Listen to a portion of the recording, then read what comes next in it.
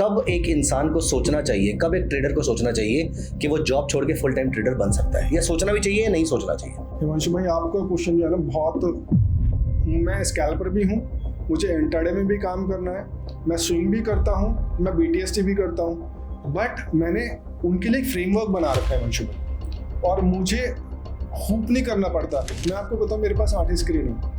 8 screen है? हाँ, 8 screen का मेरा पूरा सेटअप है। अब कुछ लोग बोलेंगे यार 8 स्क्रीन कैसे, मैंने HP के एक लैपटॉप से चालू करा था। तो बुक्स बहुत अच्छी चीज़ है, आप उन्हें पढ़िए। हर बुक में ना आपको 10, 15, 20 पेज, जब भी आप उसे पढ़ेंगे तो ऐसे पेज मिल जाएंगे जो आपकी स्टोरी को टर्न अराउंड कर देंगे और आपकी लाइफ को चेंज कर देंगे। एक ट्रेडर जिसको बेसिक टेक्निकल एनालिसिस आता है, थोड़ा बहुत डेरिवेटिव्स का भी ज्ञान है, वो एनुअल कितना रिटर्न एक्सपेक्ट कर सकता है, या कितना रिटर्न उसको टारगेट करना चाहिए? एक जेन्युइन नंबर बताऊं हिमांशु भाई, कई लोगों ने अपने कैपिटल वाइप आउट कर दिए और वो आज मुझे थैंक्स बोलते हैं क्योंकि मैंने उन्हें रोका कि ऑप्शंस ट्रेड करना बंद कर दो।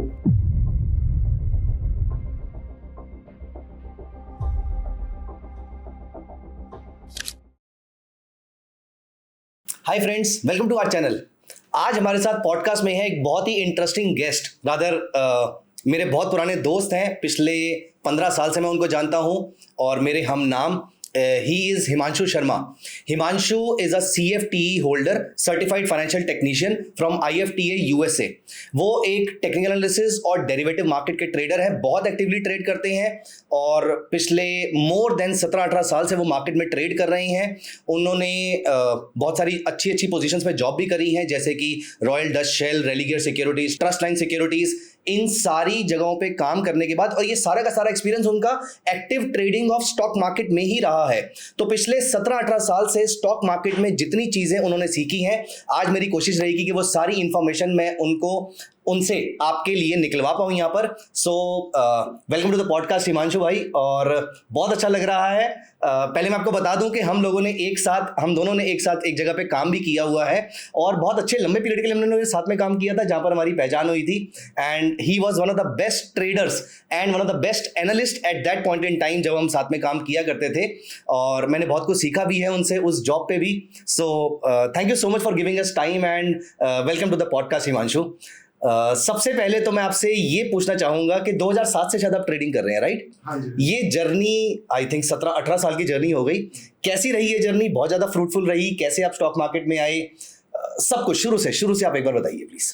थैंक्स हिमांशु भाई फॉर इनवाइटिंग मी, और अपसर्च का भी बहुत धन्यवाद करना चाहूँगा, और एक बहुत बढ़िया इंट्रोडक्शन आपने दिया। मैं 2007 से स्टॉक मार्केट से में हूँ, और 2018 में मैंने CFT और CMT की डिग्री ली थी। IFTA एक इंटरनेशनल ऑर्गेनाइजेशन है जिसने मुझे CFT की डेजिग्नेशन प्रोवाइड करी। तो 2007 में मैंने एज ए RM जॉब करी थी इंडिया इन्फोलाइन सिक्योरिटीज़ में। उसके बाद ये जॉब चली, 1-1.5 साल चली। फिर उसके बाद मैंने एक हॉल्ट लिया। मुझे मार्केट का एक ओवरव्यू पता चल गया कि किस तरीके से काम करती है, तो मुझे जानना था कि अब कैसे मैं रिसर्च की साइड में जॉब कर सकता हूँ या किस तरीके से मैं चार्ट्स को रीड कर सकता हूँ। तो ये चीज़ वैसे मुझे कॉलेज टाइम में पता चल गई थी, क्योंकि कॉलेज में मैंने एक बुक पढ़ी थी जिसका नाम था technical analysis of the futures market bye John J Murphy. वो मैंने वहाँ पे थोड़ी बहुत पढ़ी थी। ये आपने कॉलेज में पढ़ ली थी? मैंने कॉलेज में पढ़ ली थी। उसका भी एक बहुत बड़ा स्टोरी है, वो कभी किसी पॉडकास्ट में डिस्कस करेंगे। तो वो मुझे आइडिया लग गया था कि स्टॉक मार्केट में कुछ चार्ट ट्रेडिंग होती है। तो उसके लिए मैंने जब मैं RM था तो उसके बाद मैंने एक हॉल्ट लिया 6 महीने साल भर का। तो उसमें मैंने बुक्स रीड करी, काफ़ी सारे जो इंटरनेशनल कोर्सेज होते हैं उनके बारे में जानने की कोशिश करी कि किस तरीके से टेक्निकल एनालिसिस होती है, चार्ट ट्रेडिंग होती है, चार्टिशियंस होते हैं। तो एक ITO में एक ऑर्गेनाइजेशन थी BIFM करके, राइट। तो वहाँ से मैंने एक शॉर्ट टर्म कोर्स किया था। 2007-8 में तो बहुत ही कम इंस्टीट्यूट स्टॉक मार्केट पढ़ाया करते थे, जिसमें BIFM एक बड़ा नाम था। BIFM एक बड़ा नाम था। तो मैंने वहाँ पे कोर्स किया था टेक्निकल एनालिसिस से रिलेटेड। तो वो समवेयर अराउंड 3 से 4 महीने का कोर्स था, वो मैंने कंप्लीट किया। और एक क्लॉज यहाँ पे ये भी था कि जो गुड स्टूडेंट होंगे, तो अगर उनके मार्क्स या फिर एनालिसिस अच्छी होगी, जो क्योंकि वहाँ पे रिटर्न एग्जाम भी हुआ करते थे, मतलब एक काइंड ऑफ रिपोर्ट राइटिंग आप उसे बोल सकते हो अपनी लैंग्वेज में। तो वो वहाँ पे हमने रिपोर्ट राइटिंग मेरी अच्छी थी, एनालिसिस अच्छी थी, तो मुझे इन हाउस ही जॉब मिल गई वहाँ। तो वहाँ पे आर्बिट्राजर की जॉब बहुत ज़्यादा चला करती थी, ट्रेडर और आर्बिट्राजर की। बाय द वे, यहाँ पर आप जब मुझे बता रहे हैं तो मुझे याद आ रहा है कि इन्हीं का कॉम्पिटिटर था जिनके थ्रू मैंने वो कोर्स किया था। तो हिमांशु भाई आपको याद हो तो आर्बिट्राज का अगर जिसे बोलेंगे father of arbitrage in India तो वो BIFM ग्रुप था वो। तो मुझे वहाँ पे जॉब करने की अपॉर्चुनिटी मिली, अच्छा लगा क्योंकि वो आप जैसे बोल सकते हैं कि एक लैब है बेसिकली। अगर आप उस टाइम पे अगर 2010 की बात करें, अगर आप मार्केट से कुछ सीखना चाहते हैं तो वो एक लैब थी जहाँ पे आपको सब कुछ सिखाया जाएगा इन एक्चुअल मनी। तो मैं जूनियर टेक्निकल एनालिस्ट की मुझे जॉब मिली वहाँ पे। मैं गोल्ड भी देखता था, करेंसी भी देखा करता था उस टाइम, और करेंसी बेसिकली यूरो USD, क्योंकि उनका एक सिस्टम फॉरेन में भी था, सिंगापुर में। तो वो चीज़ रिसर्च रिपोर्ट राइटिंग करना, एनालिसिस लिखना on the basis of the pure charts, तो वो चीज़ चली। वो वहाँ पे मैंने समवेयर अराउंड 1.5-2 साल के करीब मैंने वहाँ पे जॉब करी। और क्यों मुझे वहाँ से छोड़नी पड़ी, क्योंकि मेरे पास एक ऑफर आ गया था रेलिगेयर सिक्योरिटीज़ का। अच्छा। जब हम मिले थे वहाँ पे, तो डेरिवेटिव्स में मुझे जॉब मिली रेलिगेयर में। रेलिगेयर की जॉब भी समवेयर अराउंड 2-2.5 साल मैंने वहाँ करी। फिर मेरे पास एक ऑफर आया, तब मैं CMT के लिए मैंने आई थिंक लेवल 1 क्लियर कर दिया था। तो मैं गुड़गांव गया, तो गुड़गांव में मेरा मन नहीं लगा। आपने रेलिगेयर में रहते रहते CMT लेवल 1 को आप अपीयर कर रहे थे, जहाँ तक मुझे याद है वो वाली बात है। तो जब मैं बुक्स ला के स्टडी करता था, आपके साथ में मैंने कुछ बुक्स शेयर करी थी, तो गुड़गांव में जो ऑर्गेनाइजेशन थी तो वहाँ पे मुझे उनका कल्चर समझ में नहीं आया, तो मैंने वो जॉब छोड़ी। फिर back to Noida again. Noida में मैंने ट्रस्टलाइन सिक्योरिटीज़ ज्वाइन कर ली, और मेरा 2nd लेवल मैंने वहाँ पे क्लियर कर दिया था CMT का।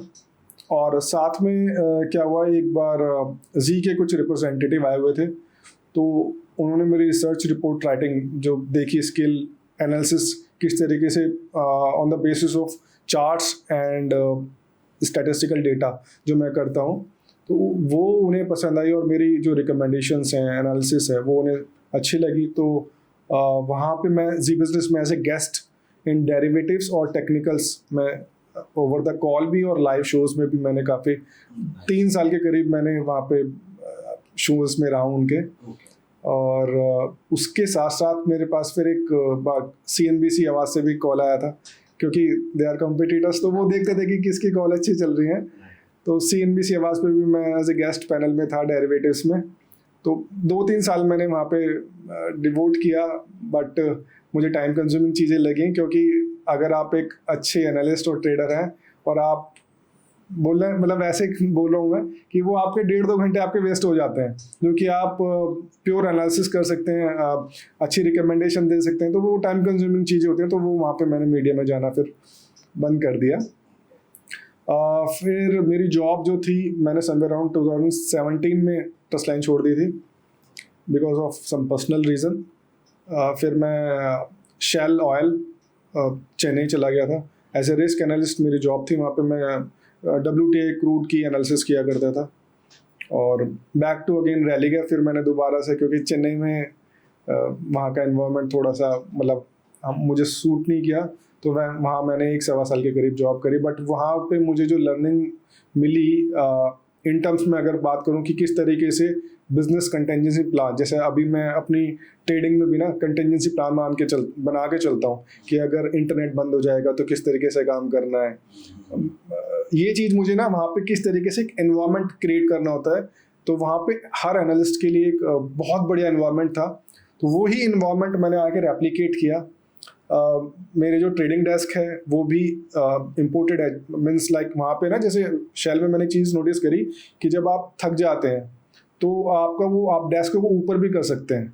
तो मतलब एक कोट है ना कि sitting is next to smoking, है ना। तो अगर आप बैठे बैठे काम कर रहे हैं तो आप मतलब इन कंपैरिजन टू स्मोकिंग ही कर रहे हैं। तो वो चीज़ मैंने वहाँ पे देखा कि वहाँ पे कल्चर था कि अगर आप 30 मिनट्स बैठ के काम कर रहे हैं तो आप 10-20 मिनट्स आप खड़े होकर अपने डेस्क पे काम कीजिए। तो वो ही मैंने अपने जो मेरा ट्रेडिंग डेस्क है मैंने वैसे रेप्लिकेट किया। आपका सेटअप बहुत ही कमाल का है। मैंने ऐसे सेटअप्स मैं बहुत सारे ट्रेडर से मिलता भी हूँ। ट्विटर पे भी एक बीच में चलन चला था जब सभी लोगों ने अपने ट्रेडिंग डेस्क डाले थे। लेट मी टेल यू, मेरा व्यू आपके लिए कोई ऐसा बायस नहीं है, लेकिन आपका trading desk genuinely one of the best trading setups है जो मैंने आज तक देखा है। रादर मैं आपको रिक्वेस्ट करूंगा कि इस पॉडकास्ट के टाइम पे आप, ये पॉडकास्ट के बाद आप वो ट्रेडिंग सेटअप की फोटोग्राफ जरूर शेयर कीजिएगा, हम यहाँ पर एक बार दिखाना चाहेंगे अपने व्यूअर्स को। बिल्कुल बिल्कुल हिमांशु भाई। और मैं उसमें ना मैंने बिल्कुल कोई फैंसी चीज नहीं, कोई लाइटिंग वाइटिंग नहीं, जो आजकल वो RGB लाइट्स लगा लेते हैं। नहीं, बहुत ही मिनिमल है लेकिन बहुत अच्छा है। वो मैं मिनिमल इसलिए लगा के रखता हूँ क्योंकि सम टाइम आप अपने सेटअप के पास मेडिटेट करते हो ना, तो एक सूदिंग लाइट होनी चाहिए। तो वो सेटअप मैं हिमांशु भाई थोड़ा सा एलोबरेट कर दूं कि मैंने एक बुक पढ़ी थी जेम्स क्लियर की एटॉमिक हैबिट। राइट। उसमें एक पॉइंट लिखा था, one place one exercise, means आप जिस जगह पे कुछ काम कर रहे हैं तो उस जगह वही होना चाहिए। जैसे कि मैं अपने सेटअप का बताऊं तो मैंने अपना सेटअप बना रखा है, वहां मैं ट्रेडिंग करूंगा। कुछ लोग आपने देखा हो उसी सेटअप पे बैठ के खाना खा लेते हैं, उसी सेटअप पे बैठ के बुक रीडिंग कर लेते हैं। मैंने ज़्यादा बड़ा सेटअप नहीं है, बट मैंने हर चीज़ के लिए ना एक प्लेस बनाया हुआ है। खाने के लिए अलग प्लेस बनाया हुआ है, रीडिंग के लिए अलग प्लेस बना हुआ है, अदर चीज़ों के लिए मैंने उसी जगह थोड़ा सा अलग स्पेस बनाया, मेडिटेशन के लिए अलग स्पेस बनाया हुआ है, छोटी छोटी स्पेस बनाया है, ताकि जब मैं ट्रेडिंग करूं या एनालिसिस करूं तो मुझे पता है मेरे सबकॉन्शियस माइंड को मुझे यहाँ बैठ के केवल ट्रेडिंग ही करनी है, चार्ट रीडिंग करनी है, या जहाँ पे मैं बैठ के अपने काउच पे बैठ के खाना खाऊंगा तो मुझे वहाँ बैठ के खाना खाना है, मुझे पता है। तो ये इस तरीके से वहाँ से मैंने कल्चर देखा, बिजनेस कंटिजेंसी प्लान, किस तरीके से मुझे ट्रेडिंग प्लान बनाने का जो डिसीजन था मेरा, तो वो मुझे वहीं से क्लिक हुआ था कि अगर आप किसी चीज़ में जंप इन कर रहे हैं, बेसिकली आपने एक चीज़ नोटिस करी होगी कि ट्रेडिंग में लोग जंप इन कर लेते हैं बट उनके पास कोई ऐसा प्लान नहीं होता। प्लान इन टर्म्स कि वो अपने आप को 5 साल आगे कहाँ देख रहे हैं, आपका कैपिटल का किस तरीके से आपको ग्रोथ करना है, अगर आप किस तरीके के ट्रेडर हैं, है ना। कुछ लोगों को पता ही नहीं होता कि वो उन्हें इंट्राडे करनी है, स्कैल्पिंग करनी है, स्विंग करनी है, और इसी वजह से 90% पीपल आर इन लॉस। जब तक आपको इन रिटर्न कुछ है ही नहीं कि भाई मेरा विजन क्या है, मेरा मिशन क्या है, कि भाई मैं ट्रेडिंग क्यों करना चाह रहा हूँ, केवल देखने के लिए कि मेरा साथ में मेरा कलीग है वो ट्रेड कर रहा है मैं इसीलिए ट्रेड कर लूँ, नहीं। आपको passive source of income generate करनी है, active source of income generate करनी है। आपको पता होना चाहिए आपको वीकली का कितना कमाना है, मंथली कितना कमाना है, एक क्वार्टर का कितना होना चाहिए, एक साल का कितना होना चाहिए, ठीक है। अगर लेट्स से सपोज करो आपका महीने का टारगेट है कि मैं महीने में 3% कमाऊंगा, 4% कमाऊंगा, और आपका वो 15 दिन में कंप्लीट हो जाता है, ठीक है, तो it's better to halt trading during that day. 15 दिन आप अपनी बुक रीडिंग करो, अपने फैमिली के साथ टाइम डिवोट करो, क्योंकि वो 3-4% जो आप महीने का सोच के चल रहे हो वो आपका पहले ही कंप्लीट हो गया। लोग क्या करते हैं कि 4% हो गया, ठीक है मैं इसे 8 कर लेता हूँ, अगले महीने छुट्टी ले लूंगा, और होता है कि वो 4% भी गायब हो जाता है और नेगेटिव में हो जाता है। तो वो क्या आता है, आपकी ट्रेडिंग साइकोलॉजी को हैम्पर करता है फिर। तो ये सारी चीज़ें, आपकी ट्रेडिंग स्टाइल क्या होनी चाहिए, आपका कौन सा ऐसा सेटअप है, ये काम करना चाहिए, मैं इस ड्यूरेशन में मुझे क्या काम करना है, बुक रीडिंग कब करना है, ये पूरा अगर आप ट्रेडिंग में है तो ये पूरा आपका एक रिटर्न में प्लान होनी चाहिए। ये चीज़ मैंने वहाँ से सीखी कि आपका एक पूरा प्लान होना चाहिए। अगर आप प्लान नहीं है आपके पास तो आप श्योर आप ट्रेडिंग में फेल हो जाओगे। तो ये धीरे धीरे चीज़ें, आपने सारी चीज़ों को प्रोफेशनलाइज कर लिया है कि आप इंडिविजुअल सिंगल ट्रेडर होने के बावजूद आप एक प्रोफेशनल सेटअप को फॉलो करते हैं। बिल्कुल बिल्कुल। यहाँ पर एक क्वेश्चन हिमांशु मेरे माइंड में आता है कि आपने भी बोला कि आपने पहले आरएम की जॉब करी और उसके बाद फिर आप यहाँ पर आपने रिसर्च एनालिस्ट की भी जॉब करी। मुझे बहुत सारे लोग ऐसे मिलते हैं जो आज ब्रोकिंग कंपनी में आरएम है या फिर किसी और सेटअप के अंदर है, उनको ये लगता है कि हमने किसी एक फील्ड में जॉब स्टार्ट कर ली उसके बाद हम टेक्निकल की रिसर्च में नहीं जा सकते हैं, क्योंकि बहुत सारे लोग आज ऐसे हैं जो टेक्निकल सीख चुके हैं, वो अच्छा काम भी कर रहे हैं लेकिन इतना कैपिटल नहीं है कि वो अपने लिए पैसा कमा पाए उतना, तो उनको जॉब करना जरूरी लगता है और जॉब हर कोई रिसर्च एनालिस्ट की करना चाहता है। तो अगर आरएम है और वहां से मैं रिसर्च एनालिस्ट में जाना चाहता हूं, या मैं किसी भी और जॉब में हूं और वहां से मैं रिसर्च एनालिस्ट में जाना चाहता हूं, क्या ये आसान होता है, क्या ये मुश्किल होता है, या फिर ये जर्नी हम कैसे ट्रैवल कर सकते हैं? हिमांशु भाई देखिए, like all other professions, trading भी ना एक वास्ट फील्ड है और इसमें आप डेडिकेटेडली काम करेंगे तो इसमें ग्रोथ की अपॉर्चुनिटीज़ भी उतनी मल्टीपल में है। जैसे आजकल यूट्यूब पे वीडियो चल रही है, 1 या 2 किताब पढ़ के सब अपना टेक्निकल एनालिस्ट बन जाते हैं। तो मेरा उन व्यूअर्स के लिए जो अभी आरएम की जॉब में है और वो एनालिसिस पार्ट पे जाना चाहते हैं, चार्टिशियन बनना चाहते हैं, टेक्निकल एनालिस्ट बनना चाहते हैं, तो उनको मेरा सजेशन है कि आप 2-3 बढ़िया बुक्स पढ़िए रिलेटेड टू, एक फ्रेमवर्क बनाइए पहले बेसिकली, कि अभी जैसे 2015 के 1 क्वार्टर जा चुका है, 3 क्वार्टर बचते हैं, तो मैं वो प्लान भी शेयर कर देता हूँ कि आप 3 जो क्वार्टर बच रहे हैं उनको कैसे यूज़ कर सकते हो। कि जो पहला क्वार्टर है आप उसमें बुक्स पढ़िए रिलेटेड टू टेक्निकल एनालिसिस क्या होती है।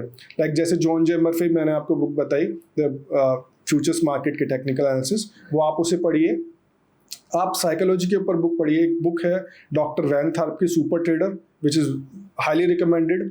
और एक बुक है मार्शल लिंक की हाई प्रोबेबिलिटी ट्रेडिंग्स, उसमें आपका ट्रेडिंग प्लान, आपको स्टैटिस्टिक्स कौन कौन से, ये आप 4-5 किताब पढ़िए। साइकोलॉजी से रिलेटेड मैं आपको थर्ड फेज में होंगी किताबें, वो बताऊंगा। सेकंड क्वार्टर में आपको क्या करना है, सेकंड क्वार्टर में आपको जो आपने फर्स्ट क्वार्टर में सारी चीज़ें पढ़ी हैं रिलेटेड टू टेक्निकल एनालिसिस, जैसे कि how to draw trend line, how to draw support resistance, patterns कौन से होते हैं, कैंडलस्टिक कौन से होती है। देन कम्स सेकंड क्वार्टर में आपको क्या करना है, रिस्क मैनेजमेंट से रिलेटेड चीज़ें करनी है कि किस तरीके से हमारी स्ट्रैटेजी होनी चाहिए, किस तरीके से हमें जो स्ट्रैटेजी हमने बनाई है उसका बैक टेस्ट कैसे करना है, रिस्क रिवॉर्ड कितना होना चाहिए, मेरा विन रेट क्या होगा। देन कम्स जो थर्ड क्वार्टर आएगा, उसमें आपको साइकोलॉजी से रिलेटेड 2 बुक मैं रिकमेंड कर रहा हूँ। पहली है trading in the zone bye mark Douglas और द डिसिप्लिन ट्रेडर। ये हर उस बंदे को पढ़नी चाहिए जो कि ट्रेडिंग में जंप इन कर रहे हैं। तो आपके पास 9 महीने का पूरा वो सेटअप हो जाएगा कि पहले क्वार्टर में आपको टेक्निकल्स अपने स्ट्रॉन्ग करने हैं, सेकंड क्वार्टर में आपको अपने risk management, money management strategies जो आप बनाई हैं उनका बैक टेस्ट डेटा होना चाहिए। देन कम्स ट्रेडिंग साइकोलॉजी, आप एक ट्रेडिंग प्लान अपना बना लीजिए, किस तरीके से आपको जब आप किसी कंपनी में जाएंगे तो जब आप रिटेलर्स को या फिर HNIs को जब आप रिकमेंड करेंगे तो एक फ्रेमवर्क आप उनसे पूछेंगे कि आपकी क्या एक्सपेक्टेशंस हैं, या आप उनके साथ डिस्कस भी कर सकते हैं कि आपको कितना रिटर्न चाहिए, कितना मंथली रिटर्न चाहिए, कितना एक्सपेक्टेड होता है, कितना एक वेग नंबर होता है। जैसे कुछ लोग बोल देते हैं कि 50-60% साल का रिटर्न चाहिए, विच इज़ नेक्स्ट, वो once in a blue moon achievable होता है, but which is next to impossible. तो ये सारी चीज़ अगर आप एक फ्रेमवर्क बना के चलेंगे, टाइम डिवोट करेंगे बुक्स पे, तो आप बिल्कुल रिसर्च में जा सकते हैं। So, आपको क्या लगता है कि एक ट्रेडर जिसको बेसिक टेक्निकल एनालिसिस आता है, थोड़ा बहुत डेरिवेटिव्स का भी ज्ञान है, वो एनुअल कितना रिटर्न एक्सपेक्ट कर सकता है, या कितना रिटर्न उसको टारगेट करना चाहिए? एक जेन्युइन नंबर बताऊं हिमांशु भाई, तो समवेयर अगर आप 30 से 40% अगर आप रिटर्न निकाल रहे हैं तो आप एक बहुत अच्छे ट्रेडर हैं।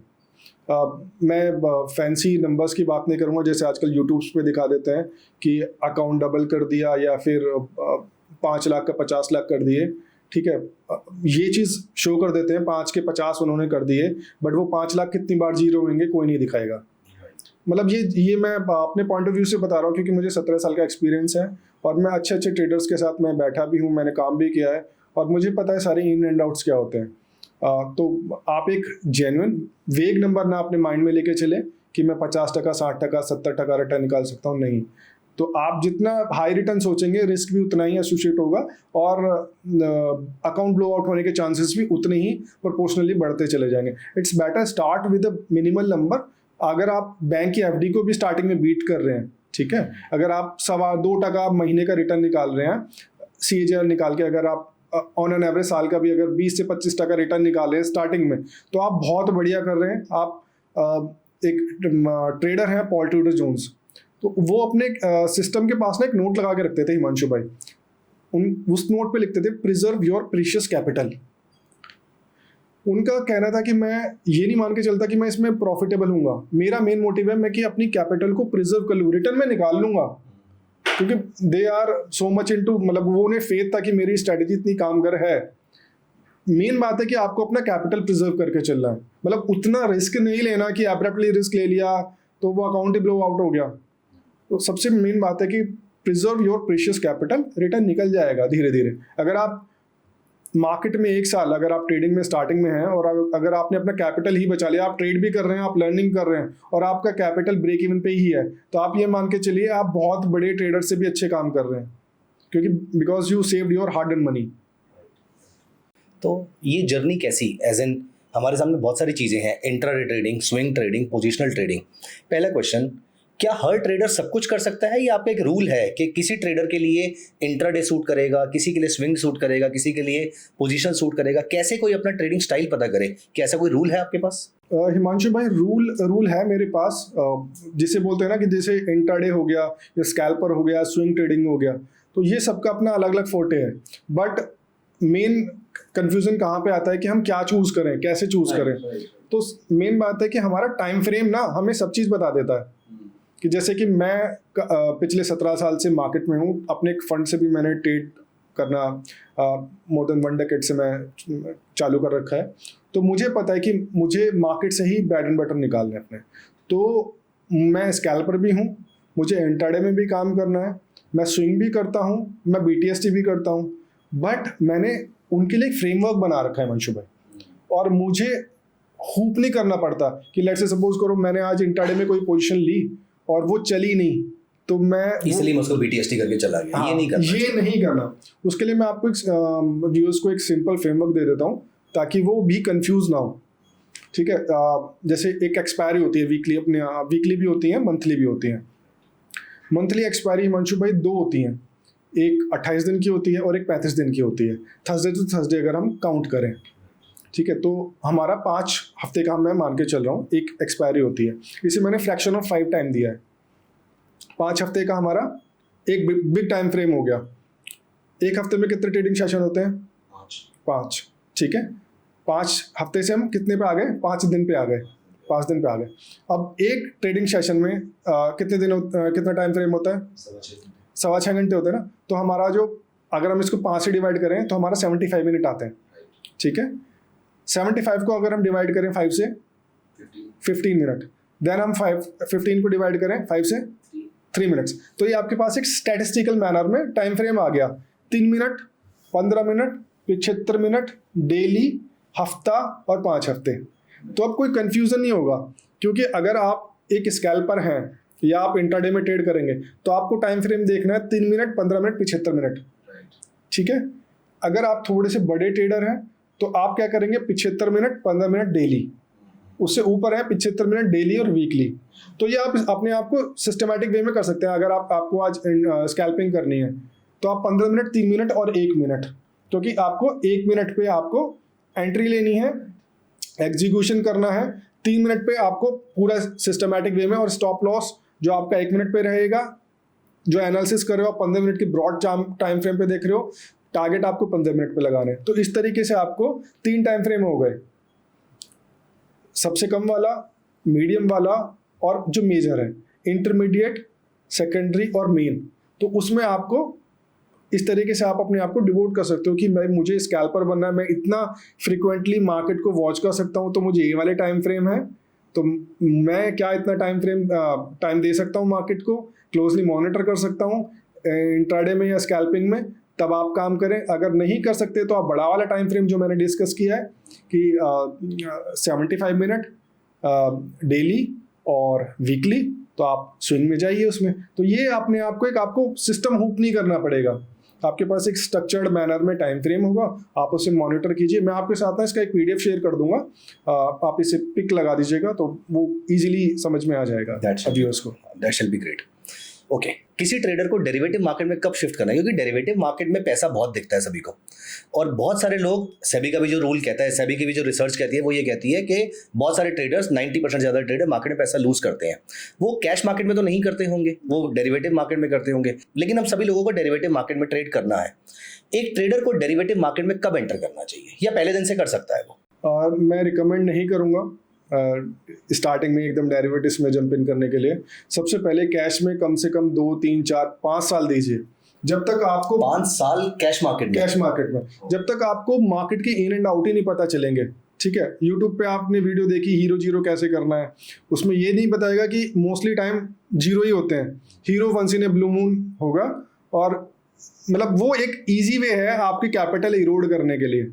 ठीक है, अभी तक मैं जितने भी 100, अगर मैं बात करूं, मैं 100 लोगों से मिला हूं। आपको इस बात के लिए ट्रोल किया जा सकता है कि आप 5 साल लोगों को कह रहे हैं कि डेरिवेटिव मार्केट 5 साल बाद ट्राई कीजिएगा, पहले कैश मार्केट में कीजिए। पहले कैश मार्केट में ना, मैं इसलिए बोल रहा हूँ हिमांशु भाई, मैं अपने एक्सपीरियंस के साथ शेयर कर रहा हूँ कि मैंने भी खुद, अगर मैं मार्केट में हूँ पिछले 17 साल से, और मैं कैसे डटा रहा just because of cash market, और कई लोगों ने अपने कैपिटल वाइप आउट कर दिए, और वो आज मुझे थैंक्स बोलते हैं क्योंकि मैंने उन्हें रोका कि ऑप्शंस ट्रेड करना बंद कर दो। उनके मेरे पास ईमेल्स आते हैं, भाई आपने हमें सही टाइम पे गाइड कर दिया, नहीं तो हम कैपिटल और इन्फ्यूज करते रहते। मैं आपको एक सिंपल सा एग्जांपल लेता हूँ कि ऑप्शंस में हिमांशु भाई आपको भी बहुत एक्सपीरियंस है, दोनों को हमें साथ में हमने स्टॉक मार्केट से में एंट्री करी थी, तो आपको भी मालूम होगा कि ऑप्शंस में जो लोग लॉस में हैं अधिकतर वो कौन है? वो जॉब वाले हैं। और उन्हें बैक ऑफ द माइंड पता है कि उनकी 30 तारीख को अकाउंट में क्रेडिट हो जानी है।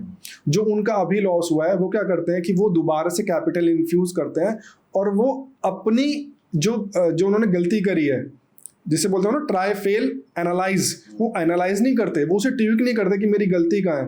वो क्या करते हैं, वो दे कम इन पॉइंट ऑफ व्यू कि वो मार्केट रिवेंज ट्रेडिंग करते हैं, कि वो अपने पुराने पैसे को ना जो उनका जा चुका है उसको रिकवर करने के लिए कैपिटल इन्फ्यूज करते हैं। और वो क्या बन जाते हैं, विशिश सर्कल में घुस जाते हैं कि अभी 50 है, फिर 1 लाख होगा, फिर 2 लाख होगा, फिर एक दिन वो आके आई क्यूट करके मार्केट को बोलेंगे मार्केट इज गैम्बल, है ना, और वो चले जाएंगे। ठीक है, इट्स बेटर कि जो आप मार्केट में पैसा लगाएंगे, ठीक है, मैं आपसे ना सिंपल सा ऑप्शंस का मैं जो मेरी एनालिसिस है, मैंने काफ़ी सारी बुक्स पढ़ी है मेरे पास, मतलब मैं अगर इन टर्म्स बात करूं 100-150 आपने मेरे ख्याल से 100 बुक्स तो कम से कम पढ़ी होंगी, राइट? 100 बुक्स है। मैं आपका जब भी कोई स्टेटस देखता हूं तो आपकी कोई ना कोई नई बुक होती है, चाहे वो इंस्टा का स्टेटस हो, और and by the way many congratulations आपका, जो आपने चैनल को बहुत अच्छे तरीके से ग्रो कराया है। बहुत ही जेन्युइन कंटेंट के साथ आप ब्लिसफुल ट्रेडर को ग्रो करवा रहे हैं, सो जिसमें नो शो शा नथिंग। आपकी बुक्स को लेकर मेरे बहुत सारे क्वेश्चंस थे यहाँ पर कि ऑफ कोर्स आपने पूछने से पहले ही 4-5 बुक्स तो रिकमेंड कर ही दी हैं, लेकिन ये बुक्स को लेकर आपका क्रेज कैसे बढ़ा? बुक्स को हिमांशु भाई, एक मैं अपने पर्सनल पॉइंट ऑफ व्यू से बता रहा हूँ कि आदमी को ना एक तो दूसरे के एक्सपीरियंस से सीखना चाहिए और बुक्स के एक्सपीरियंस से। अगर उनको ज़्यादा टाइम नहीं लगाना मार्केट में सीखने के लिए तो बुक्स इज ए वेरी, मतलब बहुत अच्छी चीज़ है, आप उन्हें पढ़िए। हर बुक में ना आपको 10, 15, 20 पेज, जब भी आप उसे पढ़ेंगे तो ऐसे पेज मिल जाएंगे जो आपकी स्टोरी को टर्न अराउंड कर देंगे और आपकी लाइफ को चेंज कर देंगे। बट वो आपको पता नहीं है कि वो 10 पेज कौन से हैं, वो आप जब उसे पढ़ लोगे ना तभी समझ में आएंगे। तो मैंने काफ़ी सारी बुक्स पढ़ी और मैं बेसिकली फॉरेन ऑथर्स ही पढ़ता हूँ, यहाँ के मैं क्रिटिसाइज नहीं कर रहा, बट इंडियन ऑथर्स में जैसे मेरे हरनीत भाई हैं, उन्होंने बहुत बढ़िया बुक लिखी है स्विंग ट्रेडिंग के ऊपर भी, वो पढ़नी चाहिए। कुछ ऑथर्स हैं जो फॉरेन के ऑप्शंस के ऊपर हैं, मैं आपको लिस्ट पूरी भेज दूंगा। टाइम इज मनी करके एक बुक है और ऑप्शंस ट्रेडिंग बाइबल करके बुक है, जिसमें कि पूरा बहुत सिंपल तरीके से समझाया गया है। तो ऑप्शंस में ना हिमांशु भाई मैं एक पॉइंट बताता हूँ कि जब डेल्टा का यूज़ होता है, डेल्टा जिसे बोलते हैं, नॉर्मल में अगर आप किसी से पूछो कि डेल्टा ओटीएम्स का डेल्टा कितना होता है या ओटीएम्स का डेल्टा से क्या वैल्यू निकलती है, आप उसे क्या समझते हैं, तो लेट्स से सपोज करो कोई ऑप्शन है, उसका डेल्टा 0.20 है ओटीएम्स का, तो मोस्टली लोग बोलेंगे कि 0.2 अगर डेल्टा है, 0.25 अगर डेल्टा है, तो निफ्टी अगर 100 रुपये हिलेगी तो उसका डेल्टा 25 रुपये हिल जाएगा। ठीक है, यही, बट इन स्टैटिस्टिक्स 0.25 उस ऑप्शंस का मतलब होता है कि उसके इन द मनी होने के चांसेस केवल 25% है। तो जो आप ओटीएम ले रहे हो जिसका डेल्टा 0.25 है, जिसकी विनिंग की प्रोबेबिलिटी केवल 25% है, तो आप लेते के साथ 75% हार में है अगर आप ऑप्शन बाइंग कर रहे हैं। ऑप्शन बाइंग कर रहे हैं तो मतलब यू आर, मतलब आप 75% देयर इज अ प्रोबेबिलिटी कि आप वो ऑप्शन आपका जीरो होने वाला है। तो जिस चीज़ की पहले ही 75% की प्रोबेबिलिटी आपके लॉस में हो गई, तो आप उसमें कैसे जीत सकते हैं? बट ये रिटेलर की समझ में नहीं आता, आप उसे कितना भी समझा लो। ठीक है, मैं एक चीज़ और समझाता हूँ कि ऑप्शन को राइट करने में प्लस साथ में हैज करने में जो आप रिटर्न निकाल सकते हो, प्रॉपर हैजिंग बोल रहा हूँ मैं, थोड़ा सा ओपन रखना पड़ेगा डेल्टा आपको, क्योंकि निकालना भी है उसमें से अमाउंट, तो उसमें आपका समवेयर अराउंड 40 से 50 हज़ार में आपको केवल एक लॉट काम कर सकते हो आप करंट सिनेरियो में। और उसमें आप एक जेन्युइन रिटर्न अगर बात करूँ तो आप 50,000 रुपये लगा के 400 रुपये के करीब तक निकाल सकते हो खाली।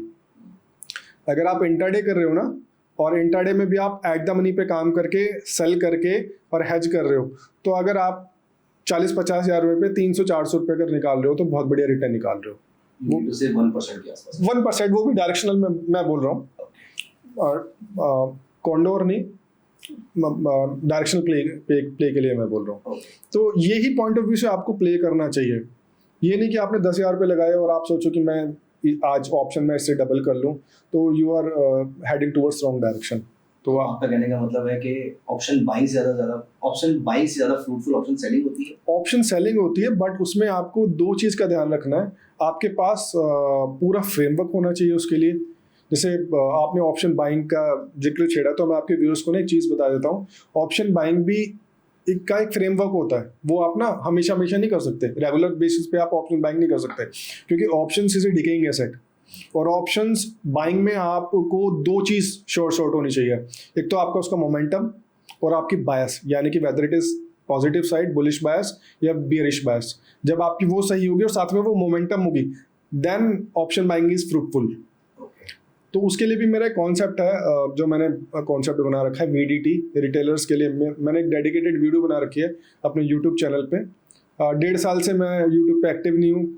मैं अपने ड्रीम हाउस को के उसमें इन्वॉल्व था, तो कंप्लीट मैंने देखा उसका, और उसका लेआउट भी देखा, और उसके में आपने रूम बनाया अपना ट्रेडिंग वाला। हाँ जी। बहुत ही शानदार रूम बनाया है उसके अंदर। थैंक यू वंशु भाई। तो मैं उसमें इन्वॉल्व था, तो अब मैं इसी वीक सेकंड वीक से मैं चालू हो जाऊंगा अपने फ्री कंटेंट देने के लिए यूट्यूब पे भी। तो ये क्या है VDT कॉन्सेप्ट, अगर आप हमारे व्यूअर्स को बता पाए तो? हाँ, VDT जैसे हिमांशु भाई होता है ना, वेरी प्रॉफिटेबल ट्रेडर्स कौन है? वेरी प्रॉफिटेबल ट्रेडर्स वो लोग हैं जो वेरी डिसिप्लिन्ड है, यानी कि VPT is equal to VDT, very discipline trader. तो ऑप्शंस बाइंग में अगर आपको, या फिर ऑप्शन इन जनरल अगर मैं बात करूं, तो वेरी डिसिप्लिन ट्रेडर इन ऑप्शंस कौन हो सकते हैं? वो लोग जो कि ऑप्शंस की VDT फॉलो करें। वेरी डिसिप्लिन ट्रेडर और वेगा डेल्टा थीटा, यानी कि आप इजी हो जाएगा समझने के लिए भी, है ना। Very discipline trader is equal to जो ऑप्शंस के ग्रीक्स की VDT फॉलो करेंगे, यानी कि vega delta and theta. Vega क्या डिनोट करता है? वेगा डिनोट करता है इम्प्लाइड वॉलेटिलिटी, विक्स जिसे हम बोले। तो कितनी वॉलेटाइल है, कितनी मार्केट में उथल पुथल चली है, उसी हिसाब से विक्स बढ़ जाती है ना। सिंपल, ज़्यादा इसको टॉपिक को नहीं इंक्रीज करेंगे। तो जब भी विक्स बढ़ी हुई हो तो आपको ऑप्शन बाइंग बिल्कुल नहीं करनी है। जब विक्स बड़ी हुई हो तो ऑप्शन बाइंग नहीं करनी है, बिग नो। तो जब विक्स अगर मान लो 24, 25, 26 के आसपास है, हाँ, ऑप्शन बाइंग नहीं करनी, बिल्कुल नहीं करनी है। उसके पीछे का रीजन हिमांशु भाई, अगर विक्स जो बढ़ती है वो अनडिसिसिवनेस के कारण बढ़ती है ना। कुछ अनएक्सपेक्टेड आने वाला है या फिर मार्केट गिर रही है बहुत ज्यादा, तो विक्स बढ़ जाती है। तो लेट्स से सपोज करो कोई इवेंट आने वाला है, तो वो हमें मालूम नहीं है। अगर लेट्स से सपोज करो आपने ऑप्शन बाइंग कर ली और वो इवेंट आ गया, वो इवेंट डिस्क्लोज हो गया, यानी कि वो इन जनरल सबको पता है, तो मार्केट बेशक वहीं रहे या मार्केट आपकी डायरेक्शन में बढ़ भी जाए, जो विक्स का कंपोनेंट होगा वो उसमें से ऑप्शन प्रीमियम में से कम होगा, तो आपका ऑप्शन जो प्राइस है, जो प्रीमियम है, वो माइनस में ही जाएगा, इंक्रीज नहीं होगा, क्योंकि उसमें से जो विक्स का पार्ट है वो स्लैश हो गया है। ठीक है, तो हमें जब भी विक्स बढ़ी हुई हो तो हमें ऑप्शन बाइंग नहीं करनी है, बिग नो। हाँ, हम उस टाइम सेलिंग की कुछ स्ट्रेटजीज बना सकते हैं। तो वी जो है, वेगा जो है, हमें बताएगा कि हमें ऑप्शन बाइंग करनी है, ये ऑप्शन सेलिंग करनी है। Then comes delta part, D. Delta क्या करता है? हमें पता चल गया हमें कौन सी चीज़ कौन सी स्ट्रेटजी बनानी है। देन कम्स डेल्टा पार्ट, जो हमें बताएगा कि हमें कौन सी स्ट्राइक चूज करनी है। स्ट्राइक डेल्टा हमें बताता है कि किसके इन द मनी होने की कितनी प्रोबेबिलिटी है। ठीक है, हिमांशु भाई, आपने एक चीज़ नोटिस करी हो, मोस्टली लोग कहते हैं कि आपको एट द मनी में ट्रेड करना चाहिए, बट मैं अपने एक्सपीरियंस और जो हमारा सर्कल है, जो कि एस्ट्यूट ट्रेडर्स हैं, हमारा मानना होता है कि जो न्यू एंट्रेंट है या रिटेलर्स हैं, उनको एट द मनी में ट्रेड नहीं करना चाहिए। हाँ, उसके पीछे का भी एक रीज़न है, प्रैक्टिकल रीज़न मैं बता रहा हूँ। एट द मनी ही देखिए, एट द मनी से ऊपर वाले जो टूवर्ड्स OTM जो होते हैं, उनमें खाली आपका इंट्रिंसिक वैल्यू नहीं होती, उसमें केवल टाइम वैल्यू रहती है, नॉमिनल सी टाइम है। हाँ, तो उसमें OTMs में टाइम वैल्यू रहती है सारी। ठीक है, at the money is the only place, उस प्लेस पे सबसे ज़्यादा टाइम वैल्यू रहती है। इंट्रिंसिक वैल्यू वो, क्योंकि मार्केट फ्लक्चुएट करती रहती है, तो उसके हिसाब से वो बढ़ती घटती रहती है, बट ब्रॉडली उसमें टाइम वैल्यू रहती है जो सबसे ज़्यादा होती है। It's better to play towards in the money, आपको थोड़ा इन द मनी में ही ट्रेड करना चाहिए, ताकि अगर आपकी आज या कल होल्ड भी रहती है तो वो ज़्यादा डिके नहीं होगा। तो ये बीच एक चीज़ ऑप्शन बाइंग के पॉइंट ऑफ व्यू से, ऑप्शन बाइंग के पॉइंट ऑफ व्यू से बता रहा हूँ। अगर ऑप्शन सेलिंग है तो एट द मनी में सेल कीजिए, आपको अच्छा रिटर्न मिलेगा। ठीक है, तो डेल्टा क्या बताएगा कि आपको कौन सी स्ट्राइक चूज करनी है, तो उस हिसाब से आप स्ट्रैटेजी बना सकते हैं। Covered call, bull put spread, ये आप डिफरेंट डिफरेंट स्ट्रेटजी हैं वो अपने स्टाइल से आप बना सकते हो। Then come theta, theta time decay बताता है, तो हमें उसमें चूज करने में आसानी होगी कि हमें वीकली एक्सपायरी चूज करनी है या फिर हमें मंथली। जब हमारा थीटा का फैक्टर आ जाएगा कि हमें इतना थीटा मिलेगा पूरे महीने में, ठीक है, तो उसके हिसाब से हम निकाल सकते हैं कि ये वाली स्ट्रैटेजी हमें बेचने वाली जो हम पूरे महीने की कवर करेंगे, अगर बाइंग कर रहे हैं तो छोटे वाले में जल्दी करके निकल जाएंगे। तो इस तरीके से। और एक चीज़ और मैं बोलूँगा कि एक एक्सपायरी होती है 28 दिन की और एक होती है 35 दिन की। जो 35 दिन वाली होगी उसमें आपको थोड़ा सा प्रीमियम और ज़्यादा मिल जाएगा। तो ये सारी चीज़ें कैलकुलेटिव होके आपको देख के कर सकते हैं। पूरा मैंने फ्रेमवर्क शेयर कर दिया है। तो कहने का मतलब है कि किसी को भी अगर डेरिवेटिव मार्केट में ट्रेडिंग करें तो वो वी, डी और टी, इन 3 चीज़ों को मास्टर कर ले, वेगा, डेल्टा और थीटा को। इसके लिए कोई बुक्स भी हैं जो आप सजेस्ट कर सकते हैं? बुक्स हैं, टाइम इज मनी करके एक बुक है जो this is purely for the option writing point of view. उसमें प्रोबेबिलिटी कैलकुलेटर भी है कि जैसे डेल्टा हमें बता देता है कि इसकी प्रोबेबिलिटी कितनी है इन द मनी होने के। तो वो स्टैंडर्ड डेविएशन की कुछ कैलकुलेशंस है। मैं मेरी यूट्यूब चैनल पे भी एक वीडियो मैंने बता रखी है कि हाउ टू, मतलब कि इस स्ट्राइक के प्रोबेबिलिटी कितनी है कि इससे ऊपर मार्केट निकल जाए। वो सिंपल कैलकुलेशन है बहुत। विक्स के हिसाब से लेते हैं, डेल्टा के हिसाब से लेते हैं जो कि स्टैंडर्ड डेविएशन का पार्ट होता है। 2 स्टैंडर्ड डेविएशन, 2.5 स्टैंडर्ड डेविएशन और 3 स्टैंडर्ड डेविएशन, वो तो पूरा एकदम बेल कर्व में एक्सट्रीम पे पहुंच जाता है। तो उसके हिसाब से हमने कैलकुलेट करके निकालते हैं कि किसकी मार्केट की इस पॉइंट ऑफ व्यू से पॉइंट से ऊपर जाने की कितनी प्रोबेबिलिटी है और इस पॉइंट से नीचे रहने की कितनी प्रोबेबिलिटी है। अगर नीचे की प्रोबेबिलिटी ज़्यादा है तो हम उन विंग्स को हम बेच देते हैं। तो ये सारी चीज़ें कैलकुलेटिव होती हैं। तो ऐसी कोई एक्सेल शीट भी है जो आपने बना रखी है? एक्सेल शीट मैंने बना रखी है, मैं आप लोगों के साथ शेयर भी कर दूंगा। अगर सेकंड पॉडकास्ट में तो एक पूरा डेडिकेटेड वीडियो हम इस पर बना सकते हैं। ओके, स्ट्रेटजी पे? हाँ, स्ट्रेटजी पे और प्रोबेबिलिटी कैलकुलेटर हम आपके व्यूअर्स के साथ शेयर कर देंगे। That would be great. Himanshu, आपने कब सोचा, क्योंकि आपने पहले शेल में भी जॉब करी, रेलिगेयर में जॉब करी, ट्रस्ट लाइन सिक्योरिटीज़ में जॉब करी, आपने कब सोचा कि आपको फुल टाइम ट्रेडर बनना चाहिए? या फिर मैं ये भी सोचूं कि ये क्वेश्चन कहाँ से आ रहा है कि एक ट्रेडर को, क्योंकि आज की डेट में पिछले 3-4 साल में मार्केट्स ने, आज मार्केट में ज़्यादातर ट्रेडर वो हैं जिन्होंने कोविड के बाद से ट्रेडिंग स्टार्ट करी थी और बहुत सारे लोग फुल टाइम ट्रेडर बनना चाहते हैं।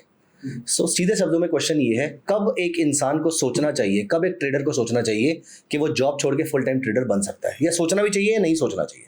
हिमांशु भाई, आपका क्वेश्चन जो है ना बहुत बढ़िया क्वेश्चन है और मोस्टली ये क्वेश्चन मुझे सुनने को मिलता है कि करंट जॉब में है और ट्रेडिंग लाइन में, ट्रेडिंग से पैसा आने के बाद लोगों को जॉब अच्छी लगनी बंद हो जाती है। बट वो हिमांशु भाई 1 या 2 महीने का जो रिटर्न देखते हैं खाली, वो बिग पिक्चर नहीं देखते। तो मेरा सिंपल सा एक फ्रेमवर्क इसके लिए भी है। पहले मैं ये बता दूं कि मैं किस तरीके से आया। जब मैं जॉब में था तो मैं साइड बाय साइड अपनी स्किल्स के ऊपर मैंने सर्टिफिकेशन कर रखी थी। मुझे पता था कि जो टूल्स हैं, टेक्निकल टूल्स हैं, वो उनका रोल कितना है, आपके माइंड का रोल कितना है। Trading psychology matters more than 60% in the market. देखिए, यूट्यूब, बुक्स, या फिर आप बोल सकते हैं इन्वेस्टर नोट्स या फिर ट्रेडिंग नोट्स जो हैं, उनमें सब में स्ट्रेटजीज़ हैं। स्ट्रीट स्मार्ट एक बुक है, बहुत काफ़ी महंगी बुक है वो, उसमें पूरे सेटअप्स हैं। क्या उन सेटअप्स को फॉलो करके प्रॉफिटेबल बन सकते हैं लोग? नहीं बन सकते, क्योंकि साइकोलॉजी उस तरीके है नहीं। क्यों नहीं है? क्योंकि वो उन सेटअप पे उन्होंने टाइम दिया ही नहीं है। वो एक महीने सेटअप पे ट्रेड करेंगे, वो 4-5 लूजिंग ट्रेड्स आएंगी, वो सेटअप को छोड़ देंगे, देन वो दूसरे सिस्टम को हुप करेंगे, तो वो सिस्टम हुपिंग हो जाती है। वो उन्हें अपने सिस्टम पे बिलीव ही नहीं है, क्योंकि वो सिस्टम उन्होंने बनाया ही नहीं है। जब तक आप 1 साल तक उस सेटअप को बिल्कुल अच्छी तरीके से रगड़ के काम नहीं करेंगे उस पर, तो आपको इन एंड आउट उसके पता ही नहीं होंगे कि कब ये काम करेगा, कब नहीं काम करेगा, इसकी विनिंग रेशो कितनी है, विन रेट क्या है, इसका आर मल्टीपल कितना है, इसकी विनिंग स्टिक कितनी आएंगी, इसकी लूजिंग स्टिक कितनी आएंगी। ऐसा नहीं हो सकता कि हिमांशु भाई की कोई सेटअप विनिंग स्टिक दे, उसमें लूजिंग स्टिक्स भी आएंगी। बट आपको पता होना चाहिए ना कि 10 ट्रेड के बाद ये थोड़ा सा सिस्टम हिल जाता है, ये 3-4 दिन फिर ऐसे ही चलेगा, और किसी ने एंट्री करी उन्हीं 3-4 दिनों में, तो वो सिस्टम को बेकार बताएगा। तो ये सारी चीजें होते हैं। जब तक आप उस टाइम रोल प्ले करता है हिमांशु भाई जर्नलिंग। जब तक आप ट्रेड जर्नलिंग नहीं करोगे तो आपको पता नहीं रहेगा कि आपका सिस्टम का आर मल्टीपल कितना है, आपका सिस्टम का विन रेट कितना है, आपकी विनिंग स्टिक कितनी चाहिएगी, मैक्सिमम ड्रॉडाउन कितना रहेगा, इक्विटी कर्व कैसा मूव करेगा। ठीक है, ये वेडनेसडे को काम नहीं करेगा system. It's better to avoid trading in the Wednesday's.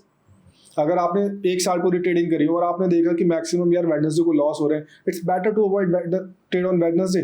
तो आपका विनिंग रेट और विन रेट और बढ़ जाएगा। तो ये चीज़ कहाँ से पता चलेगी? ट्रेड जर्नलिंग, जो कि रिटेलर नहीं करता, बिग ट्रेडर्स करते हैं। मुझे आगे बढ़ने से पहले थोड़ा सा बहुत ही लेमैन टाइप के क्वेश्चंस हैं। आपने कुछ टर्म्स यूज़ करी हैं अभी, R multiple, equity curve, draw down, journaling, ये सब क्या होता है, एक बार समझा सकते हैं? जर्नलिंग हिमांशु भाई, जैसे आप कभी परचून की दुकान पे गए हैं, है ना, मतलब ओल्ड मैं बोल रहा हूँ, जब आप हमारे किराना शॉप, तो वो एक रेड कलर का बही खाता मेंटेन करते हैं। तो उसमें वो लिखते हैं कि आज का इतने का गल्ला हुआ, आज को इसको इतने पैसे दिए, आज उससे इतने पैसे आए। तो which is very similar to अपने इक्विटी ट्रेडिंग में, कि जर्नलिंग क्या है कि मैंने क्या ट्रेड लिया, कौन से तारीख को लिया, कितनी क्वांटिटी ली, कितने पे लिया, कितने पे बेचा, बेचने के बाद क्या हुआ। अच्छा, क्या बेचने के बाद कभी देखें इसको? ये मैं अपने पर्सनल पॉइंट ऑफ व्यू से बता रहा हूँ कि मैं लिखता हूँ। अच्छा। कि लेट्स से सपोज करो आपने कोई ट्रेड लिया, आपका स्टॉप लॉस लगा, ठीक है, मोस्टली लोग क्या करते हैं, छोड़ दिया, स्टॉप लॉस लगा, लिख दिया स्टॉप लॉस। अब स्टॉप लॉस के बाद आपको ये भी तो देखना है कि स्टॉप लॉस के बाद आपका टारगेट तो नहीं कर दिया, तो क्या गलती रही आपकी, उसमें रिमार्क है। या स्टॉप लॉस के बाद जब आपने स्टॉप लॉस लिया, उसके बाद फिर गिरता चला गया, यानी कि जब आपने स्टॉप लॉस लिया, एक अच्छे पॉइंट पे लिया, उसके बाद मार्केट रिवर्स ही नहीं हुई, मार्केट चलती चली गई, तो मतलब आपने एक अच्छा डिसीजन लिया कि आप अर्ली क्विट हो गए उससे। तो ये सारी चीजें लगनी चाहिए कि पोस्ट ट्रेड आपका क्या हुआ। ठीक है, ये सारी चीजें तो आपको पता चलेगा कि आपने जब आपने डेटा मेंटेन कर रखा है कि यार ये वेडनेसडे को नहीं चलती, तो it's better to avoid on Wednesday, कि ये जो मैंने ट्रेड लिया है, ये आप उसमें रिमार्क पे लिखेंगे मेरा सेटअप ये वर्क किया। जब आप एक पूरा सेटअप, जैसे मैं आपके सेटअप बताऊं, मेरे 4-5 सेटअप हैं जो दिन में फॉलो करते हैं। जैसे मेरा 10:45 का सेटअप है, मैं आपके व्यूअर्स के साथ शेयर करूंगा आज उसे। तो मैंने टाइम फ्रेम डिवाइड कर रखा है कि मैं 10 बजे के बाद ट्रेड करूंगा एक, तो फिर मेरे इक्विटीज़ के जो ट्रेड होंगे, यानी कि जैसे निफ्टी 50 के स्टॉक्स या निफ्टी एफएनओ के स्टॉक्स जो होंगे, वो मैं 10:45 के बाद करूंगा ट्रेड। उसके बाद एक हॉल्ट आएगा यूरोप खुलने से पहले, जब मार्केट एक लैकलस्टर मूव में चली जाती है। देन कम्स 1 बजे के बाद मूवमेंट आती है, फिर 1 बजे के बाद जो मूवमेंट 2 बजे तक चलती है, उसके बाद फिर मार्केट साइडवेज चली जाती है, फिर 2:45 के बाद मूवमेंट आती है, जब बिग इंस्टीट्यूशंस बाइंग करने लगते हैं या फिर वो अपने अकाउंट को सेटल करने लगते हैं। फिर वो 3:15 तक चलती है। 3:15 के बाद जो ब्रैकेट ऑर्डर, कवर्ड ऑर्डर वाले हैं, उनके ट्रेड कटते हैं 3:18, 3:19 से बाद, तो उस टाइम ट्रेड नहीं करनी चाहिए। तो ये इस तरीके का आपको मेंटेन करना है कि आपको पता होना चाहिए कि भाई मेरा 10:45 का जो सेटअप है उसका विन रेट कितना है। अगर उसका विन रेट 70% है और वो थर्सडे को इतना अच्छा काम नहीं करता, तो मैं थर्सडे को हटा दूंगा, तो उसकी प्रोबेबिलिटी ऑफ विनिंग रेट 80% हो गया, है ना। तो मेरा एक सिंपल सा कहना है कि आपको अपनी स्ट्रेंथ और वीकनेसेस पता होनी चाहिए, और इट्स बेटर कि आप अपनी वीकनेसेस को इम्प्रूव करो, वीकनेसेस को हटा दो। ये सारी चीजें हमें जर्नलिंग से पता चल जाएंगी। एक और टर्म आपने यूज करी थी, आर मल्टीपल। आर मल्टीपल क्या होता है हिमांशु भाई? जब विनिंग का प्रोपोर्शनली, ये ना एक स्टैटिस्टिकल सम है, तो इन्हें मैं सेकंड पॉडकास्ट में ना, जब मैं अपना एक पूरा इन्हें जर्नलिंग किस तरीके से करनी है, इक्विटी कर्व क्या होता है, मैक्सिमम ड्रॉडाउन क्या होता है, ये सारी चीज़ें जब मैंने समझा दूंगा। मैक्सिमम ड्रॉडाउन क्या होगा कि भाई मैंने 100 रुपये से चालू चीज़ करी और वो घट के 75 तक भी आ गई, ठीक है, तो मुझे पता है कि मेरी जो मैक्सिमम ड्रॉडाउन हो सकती है, जो मेरा 100 का अकाउंट है वो 75 हो, यानी कि मेरा 25 का मैक्सिमम ड्रॉडाउन होगा, उसके बाद रिकवरी आ जाएगी। तो मुझे पता है कि हर बार ये अकाउंट ऐसे ही करता है, 125 पे गया, फिर 100 आ गया, फिर उसके बाद वो 150 तक गया, तो मुझे पता चल जाएगा इन जर्नल जो मुझे मैक्सिमम 20 से 22% का लॉस होगा, उसके बाद फिर अकाउंट कम इनटू ए अपवर्ड ट्रेजेक्टरी। तो ये सारी चीज़ें एक कॉम्बिनेशन है, ये मैं सारी चीज़ें शेयर करूंगा किस तरीके से आप एक जर्नलिंग कर सकते हैं, एक्सेल में कर सकते हैं। और ये सिंपल सी स्टैटिस्टिक्स आपको win rate, R multiple, standard deviation और हाउ टू कैलकुलेट कि निफ्टी, बैंक निफ्टी के प्रोबेबल मूव कितने हो सकते हैं एक एक्सपायरी के अंदर, क्योंकि ये सारी चीज़ें ना विक्स जो है ये स्टैंडर्ड डेविएशन पे कैलकुलेशन होती है विद रिस्पेक्टिव टू कैलेंडर्स। जो अपना 365 का कैलेंडर है, तो ये कैलेंडर के हिसाब से ट्रेड होती है। तो उसमें आप एक रफली आइडिया पता चल जाएगा कि वीक में कितना प्रोपोर्शनलिटी मूव हो सकता है। तो ये सारी चीज में तो ये हम जो नेक्स्ट पॉडकास्ट करेंगे वहां पर हम ये सारी चीजें मैथमेटिकल टर्म्स, स्टैटिस्टिकल टर्म्स है वो सारी हम डिस्कस करेंगे। वापस हम आपके मेन वाले क्वेश्चन पे आते हैं दोबारा से। आप हमें ये बता रहे थे कि फुल टाइम ट्रेडर बनने के बारे में कब सोचना चाहिए? फुल टाइम ट्रेडर के बारे में तब सोचना चाहिए जब आप किसी एक्टिव सोर्स ऑफ इनकम में है। लेट्स से आपकी जॉब चल रही है और मैं एक हाइपोथेटिकल नंबर ले रहा हूँ, 50,000 की अगर आपकी सैलरी है और आप सोच रहे हैं कि दूसरे को देखे कि यार आजकल यूट्यूब पे यार बड़ी फैंसी चीज़ ली जा रही है और सब बढ़िया चल रहा है और मैं भी इक्विटी ट्रेडिंग करना चालू कर देता हूँ और मैं भी एक्स अमाउंट ऑफ मनी मैं कमा लूँगा। ठीक है, वो एक इमेजिनरी नंबर है, मैं कमा लूँगा, वो एक्चुअल में अभी है नहीं। ठीक है, आपने 1 महीने देख के ट्रेड करी, आपके ऑप्शंस का तुक्का सही चला और आपने 30-40 हज़ार रुपये कमा लिए साथ के जॉब के। आप 50,000 रुपये कमा रहे हैं, आपने 30-40 हज़ार रुपये कमा लिए। तब आपके बैक ऑफ द माइंड क्या चीज़ चलेगी, यार मैं 50,000 रुपये में पूरे दिन रगड़ रहा हूँ और मैंने 30-40 हज़ार तो ऐसे कमा लिए, अगर मैं इसी को पूरा टाइम दूँ तो मैं कितने कमा सकता हूँ। ठीक है, चला, आपने 2 महीने आपने ऐसे काम किया, आपने ये नहीं देखा कि आपका 1 साल का साइकिल क्या चल रहा है ना। तो सबसे पहले एटलीस्ट 1-2 साल देखें। ठीक है, आपके पास कोई करंट जॉब छोड़ने से पहले इतने दिन का बैकअप होना चाहिए कि आपकी 9 महीने की सैलरी आपके अकाउंट में होनी चाहिए। ठीक है, ये मैं अपना पर्सनल पॉइंट ऑफ व्यू बता रहा हूँ। एटलीस्ट कि 9 महीने की सैलरी, अगर आप ट्रेडिंग में जंप इन कर रहे हैं, 9 महीने तक आपके अकाउंट में कुछ भी ना ट्रेडिंग आपको कमा के दे, तो आपकी जो घर परिवार है, जो आपके ऊपर फाइनेंशियली डिपेंडेंट हैं, वो सफ़र ना करें केवल आपके डिसीजन की वजह से। मैं एक प्रैक्टिकल चीज़, ट्रेडिंग कैपिटल के अलावा की बात कर रहा हूं। हाँ, ये बैकअप इमरजेंसी फंड, ये इमरजेंसी फंड होना चाहिए, क्योंकि आपका एक डिसीजन आपकी फैमिली को भी परेशान कर सकता है। क्योंकि देखिए, मैं प्रैक्टिकल पॉइंट से बात कर रहा हूँ, खाना, घर की बिजली, ये सारी चीज़ें बहुत प्रैक्टिकल होती हैं। आपके पास इतना फंड होना चाहिए कि आप उन्हें ईजिली, स्मूथली काम चल सके, तभी आप जंप इन कीजिएगा। और 9 महीने का तो एटलीस्ट आपके पास प्रोपोर्शनली जितनी आपकी सैलरी आ रही है, लेट्स से 50,000 आ रही है, 4.5 लाख रुपए आपके अकाउंट में होने चाहिए, अदर देन योर कैपिटल। ठीक है, क्योंकि आपकी जो ट्रेडिंग है वो टोटली डिफरेंट हो जाएगी जब आप जॉब छोड़ के आएंगे, क्योंकि आपके ऊपर प्रेशर रहेगा डेली कमाने का। मैं आपको बता रहा हूँ फ्रेंकली, क्योंकि जब मैं समझ लोगों की बात सुनता हूँ ना, तो मैं समझ जाता हूँ कि प्रेशर होता है from the very first day. क्या प्रेशर रहता है, यार मुझे महीने के 50 तो कमाने ही कमाने हैं। तो वो बहुत सारी चीज़ें ट्रेडिंग साइकोलॉजी को हैम्पर कर देती हैं। दैट मतलब वो क्या कर देती हैं, वो फिर वो रिवेंज ट्रेडिंग में घुस जाते हैं। वो एक होता है ना कि क्या नाम, जो स्कैटर्ड चीज़ होती हैं, सेटअप भी नहीं बन रहा फिर भी जंप इन कर लेनी उस ट्रेड में, फियर ऑफ मिसिंग आउट, कोई सेटअप भी बन रहा है, अर्ली जंप इन कर ली कि यार ये ट्रेड छूट ना जाए तो मेरा पैसा कम हो जाएगा। तो ये सारी चीज़ें फिर हैम्पर करती हैं। तो इट्स बेटर है कि आप एक पूरे प्लान के साथ आएँ और कोई सिंगल डिसीजन खुद ना लें, अपनी फैमिली के साथ पूरा बैठ के डिसीजन लें अगर आप ट्रेडिंग में जा रहे हैं। मतलब मैं एक प्रैक्टिकल पॉइंट ऑफ व्यू से बात कर रहा हूँ। मैं कोई आपको लगता है कि फैमिली समझेगी उस चीज़ को? देखिए, आपको ना, जैसे मैं आपको अपने हिमांशु भाई आपको अपना एग्जांपल दूं, तो मैं अपनी फैमिली की वजह से ही आज ट्रेडिंग लाइन में आया। उस टाइम मेरे फादर ने मुझे सपोर्ट किया था 2007 में। मैंने एक पॉडकास्ट में बात करी थी, मेरे फादर गए थे मेरे साथ वो इंस्टीट्यूट देखने कि वो सही से एजुकेशन प्रोवाइड करवा पाएंगे नहीं। आपके मेरी स्टोरी काफ़ी मिलती है, मेरे भी पापा गए थे साथ में मेरे वो इंस्टीट्यूट देखने के लिए।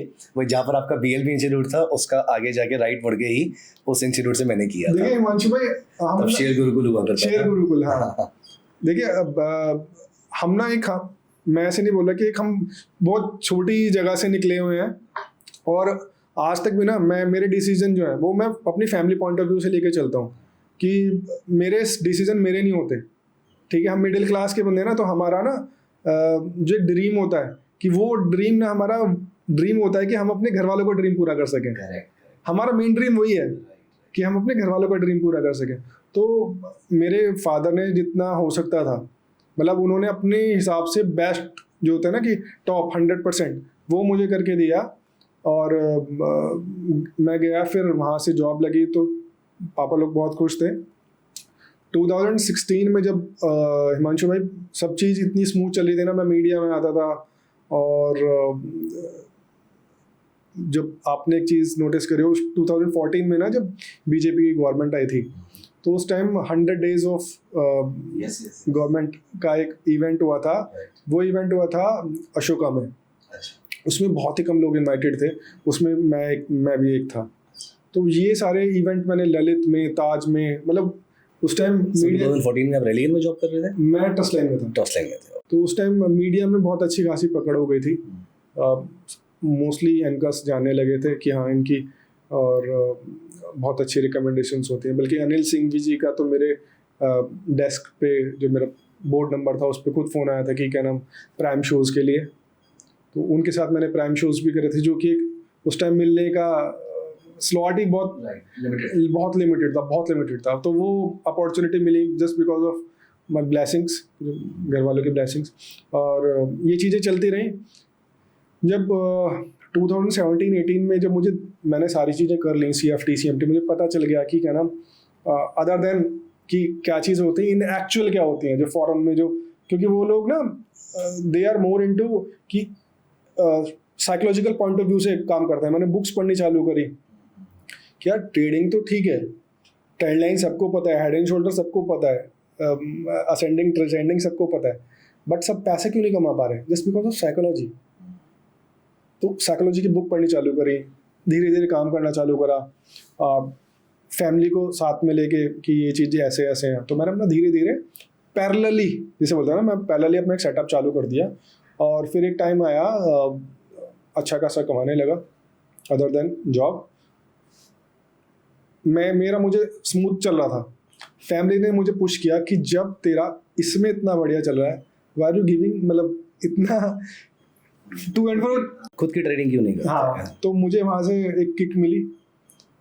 बोला कि क्या नाम, चलो, मैंने कहा मैं शैल से भी जॉब मैंने कर दी, और तो मुझे इन्वायरमेंट क्रिएट करना था। बुक्स पढ़ी काफ़ी सारी, वही वन प्लेस वन एक्सरसाइज, तो वो सारी चीज़ें मैंने सेटअप करी। धीरे धीरे और अच्छा लगने लगा, बुक्स पढ़ने लगा तो और अच्छा इम्प्रूवमेंट होने लगा, ट्रेडिंग और एनहांस होने लगी। तो फिर एक ऐसा दिन आया कि मैंने डिसीजन लिया कि इट्स बेटर अपनी ट्रेडिंग पे ही फुल टाइम, क्योंकि बैकअप हो गया था, सारी चीज़ हो गई थी, सेटअप मैंने रेडी कर लिया था। मैं व्यूअर्स को ना एक चीज़ और बोलना चाहूँगा कि मोस्टली जो रिटेलर्स हैं वो ना अपने मोबाइल से ट्रेड करते हैं, और अगर आप उनसे पूछो कि आपका लॉस कितना हो गया, तो लॉस बताएंगे 2 लाख, 4 लाख, 3 लाख। यार 50,000 रुपये का लैपटॉप ले लो, 10,000 रुपये की एक स्क्रीन ले लो। अच्छा, इस चीज़ से फ़र्क पड़ता है? बहुत फ़र्क पड़ता है हिमांशु भाई, बहुत ज़्यादा फ़र्क पड़ता है। मतलब चार्ट्स देखने की बात कर रहे हैं? मैं चार्ट्स देखने की अच्छा, आप ये कह रहे हैं कि ज़्यादातर लोग मोबाइल पे चार्ट्स देखते हैं। हाँ, वो स्क्रीन पे चार्ट देखेंगे तो ज़्यादा अच्छा दिखेगा, उनको ज़्यादा क्लैरिटी मिलेगी। और एक ना एक थॉट प्रोसेस जो होती है, आप मोबाइल पे देख रहे हैं, आपको वो चार्ट बंद करना पड़ेगा, फिर ट्रेड लेनी पड़ेगी, ठीक है? जब आप बिग पिक्चर देखना भूल जाओगे। मैं आपको बताऊं, मेरे पास 8 स्क्रीन है। 8 स्क्रीन है? हाँ, 8 स्क्रीन का मेरा पूरा सेटअप है। अब कुछ लोग बोलेंगे यार 8 स्क्रीन कैसे? मैंने HP के एक लैपटॉप से चालू करा था, और एक वो 2000 की टेबल से चालू करा था। घर वालों ने बोला कि यार एक स्क्रीन और ले, बढ़िया बैठ के अपना सेपरेट रूम बनाया उन्होंने। मेरा जो ड्राइंग रूम था ना, लिविंग रूम था, वो हटा के अलग कर दिया। भाई उन्होंने सफ़र किया ना उस चीज़ के लिए कि कोई गेस्ट आ रहा है तो बाहर बैठ जाएगा, कोई दिक्कत नहीं है, तुम अपने स्टडी पे या अपनी एनालिसिस पे ध्यान दो, ठीक है? तो वहाँ से एक लैपटॉप HP का, फिर एक स्क्रीन 12,000 रुपये की। लोग ना वही मैं जो बता रहा हूँ, 4 लाख रुपए का लॉस कर लेंगे, बट अपना इन्वायरमेंट नहीं क्रिएट करेंगे कि जो उनके एनालिसिस को इम्प्रूव करे। फिर मैं बताऊंगा कि मैं प्रैक्टिकली किस तरीके से काम करता हूँ उस पर। लैपटॉप लिया, एक स्क्रीन ली, इंडेक्स देखना चालू करें, एक के अंदर 4 स्क्रीन लगाएं, एक के अंदर जो धन पे भी आपके लग जाती हैं वो 8 स्क्रीन भी हो जाती हैं, तो वो एक के अंदर 4 लगानी चालू करी, ठीक है? और रिफाइनमेंट मिली, साथ में स्क्रीनर्स लगाने चालू करें, और रिफाइनमेंट मिली। फिर हिमांशु भाई, मैंने जब मुझे लगा कि हाँ यार अब ये बढ़िया चीज़ चल रही है। फिर मैंने एक लैपटॉप और लिया, एक लैपटॉप के साथ एक लैपटॉप और लिया, ट्रेडिंग और रिफाइन हुई, ऑप्शन चेन के डेटा मैंने देखना चालू करे। फिर मैंने हिमांशु भाई फिर एक सेटअप बनवाया जिसमें विंडोज़ प्योरली, जिसमें कि 4 स्क्रीन मैं लगा के रख सकता हूँ। अब उसमें 4 स्क्रीन का क्या था हिमांशु भाई, एक मैंने बैंक निफ्टी लगा रखी है, बैंक निफ्टी के कंपोनेंट्स लगा रखे हैं एक स्क्रीन में, जिसमें कि हैवी वेट्स हैं, HDFC bank, ICICI, axis, SBI। जब वो मुझे दिख रहे हैं चारों, एक उन 4 में से मुझे 2 दिख रहे हैं कि यार वो बुलिश सेटअप बना रहे हैं, साथ में बैंक निफ्टी भी दिख रही है, तो वो बैंक मुझे तो मेरे तो डबल एज हो गई ना, जस्ट बिकॉज ऑफ 12,000 रुपये की स्क्रीन से मेरी एक एज इंक्रीज हो गई। वो तो आप एक ट्रेड से निकाल ही लोगे, फिर उसके अंदर से खर्चा सर, है ना। और मेरा सेटअप इस तरीके का होता है हिमांशु भाई, मैंने माउस को हाथ में लगाता हूँ फिर, क्योंकि मुझे सफल ही नहीं करना, इस स्क्रीन से इस स्क्रीन पे शफल नहीं करना।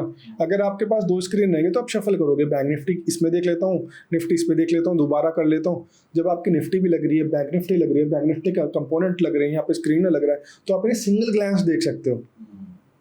और खर्चा कितने हैं, 40,000 रुपये की 4 स्क्रीन। अच्छा, इट्स इंटरेस्टिंग। तो ये सारी चीज़ें समझनी चाहिए, चीज़ें एर्गोनॉमिक होनी चाहिए। आप उस चेयर पे पूरे दिन बैठोगे, 1-1 घंटे के इंटरवल में आप उसमें रोज बैठोगे 6.25 घंटे। अब वो 4,000 रुपये की आप चेयर लेके बैठ जाओगे तो आपकी तो कमर जवाब देगी, आपकी एनालिसिस हैम्पर करेगी। जब आप परेशान रहोगे ना, यार ऐसे यहाँ दर्द हो रहा है, तो आप एनालिसिस नहीं कर पाओगे। ये चीज़ें मुझे कहाँ से पता चली, जब मैंने बड़े ट्रेडर्स को सुना, समझा कि चीज़ें एर्गोनॉमिक होनी चाहिए, आपकी ईजी रीच में होनी चाहिए, टेबल्स वाइट होनी चाहिए, वाइट होनी चाहिए, वाइट होनी चाहिए। आपकी टेबल वाइट है, मेरी टेबल वाइट है, इसी वजह से कि अगर आप एक गंदगी भी दिखेगी ना, तो आपको स्पॉटेड होगी। आप उसे खुद ही, अगर मैं आपसे एक सिंपल क्वेश्चन पूछ रहा हूँ, अगर टेबल वाइट होगी तो आप उसे गंदा रखोगे? तो आपकी साइकोलॉजी कैसी हो जाएगी, क्या मुझे टेबल क्लीन रखनी है, विज़ आपका सेटअप भी पूरा क्लीन रहेगा। जो बिग ट्रेडर्स है ना, उनके आपको ट्रेडिंग रूम ऑफ वाइट ये मिलेंगे, राइट, ताकि सूदनेस आए, कामनेस आए। हिमांशु भाई, कितना पैसा चाहिए किसी को अगर फुल टाइम ट्रेडर बनना है और वो कैश मार्केट में स्विंग ट्रेडिंग करना चाहता है या फिर ऑप्शन सेलिंग करना चाहता है? उसके लिए कितने कैपिटल से कोई ट्रेडर स्टार्ट कर सकता है या कोई बिगिनर स्टार्ट कर सकता है? एज इन 5 लाख, 10 लाख, 2 लाख, 20 लाख, कितना कैपिटल आपको लगता है? स्विंग ट्रेडिंग एक बहुत बढ़िया ट्रेडिंग है। स्विंग ट्रेडिंग क्या है, स्विंग ट्रेडिंग आपको रेगुलर नहीं करनी। अब जैसे अपॉर्चुनिटी आई थी, काफी सारे जो स्टॉक्स थे डाउन ट्रेंड लाइन ब्रेक करके ऊपर भागे हैं, और उन्होंने एक हफ्ते में 15-15, 20-20% रिटर्न दे दिया।